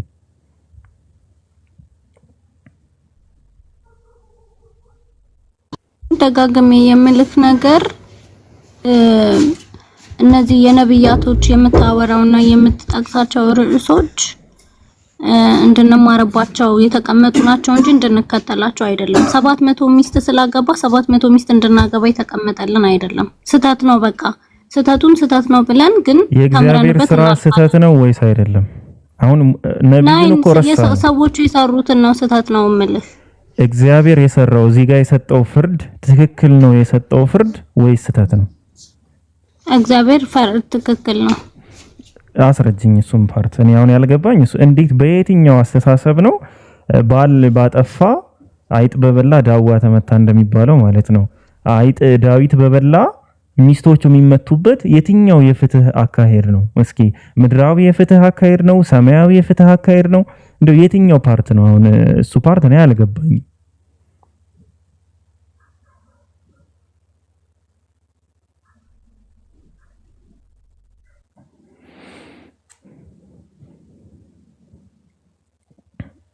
የምትፈልጊው አንቀጽ ካለ እኔ አወጣልሻለሁ፣ ማንበብ ትችላለሽ እዚህ ማለት ነው። ሜቢ ልታነቢ ከሆነ ይወጣሽ መጽሐፉንም ከፈለግሽ እንትኑን ነግርሻለሁ። መጽሐፈ ሳሙኤል ካለ ላይ ነው።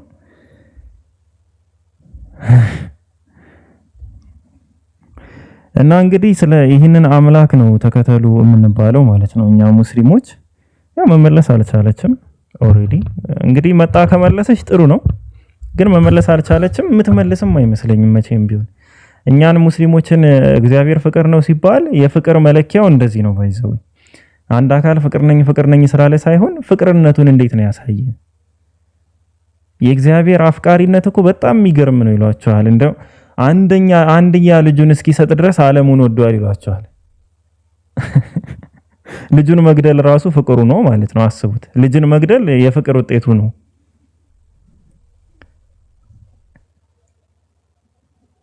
ስለዚህ ይሄም አንድ ፍቅር ሆነ። ዳዊት ባጠፋው ደግሞ እነዛ ምንም ያላደረጉ ሚስጊን ሚስቶች ያውም ከሌላ ባል ተነጥቀው የተሰጡት እግዚአብሔር እንዴት እንዳንገላታቸው። መጀመሪያ ከሌላ ባል ነው ነጥቆ የሰጣቸው ለዳዊት። የጌታህን ሚስቶች በብብት ጣልኩልህ ይላል። ያም አንሶህ በነበረ ጨምርልህ ነበር ይለዋል ዳዊትን። አስቡት፣ ከሌላ ነጥቆ ለዳዊት ሰጠው። ከዛ ዳዊት ሲያጠፋ ደግሞ እነሱን ነው የሚቀጣ። ዳዊት ሲያጠፋ እነሱን ነው የሚቀጣ። እንዴ ምን ባደረጉ? እነዚህ ሴቶች ምን አደረጉ? ምን አደረጉ? ደግሞ ዝሙት በዝሙት እንዴት ነው ፍትህ የሚሆነው? ዝሙት በዝሙት ፍትህ። አንድ ሰው ዝሙት ሰራ ተብሎ ሁለት ሰዎች ላይክ ዳዊትና ቤልሳቤህ ማለት ነው። ሁለት ሰዎች ዝሙት ሰሩ ተብሎ ብዙ ሚስቶችንና ከልጅ ጋር ከእንጀራ ልጃቸው ጋር ወይም ደግሞ የራሳቸው ልጅ ይሁን የእንጀራ ልጅ አላቅም፣ ዲቴል አላየሁትም። እሱን ከልጅ ጋር ዝሙት ማስፈጸም ማለት በአንድ ዝሙት ነፍ ዝሙት ክፍያ ተከፈለ ማለት ነው። እና ይህ ፍትህ ነው፣ ባይዘው ፍትህ ነው በእነሱ። ልክ አዳም ቅጠል በልቷል ተብሎ ሌላ ሰው እንደተገደለው ማለት ነው። ለዛ ፍትህ ሌላ ሰው መገደል ያም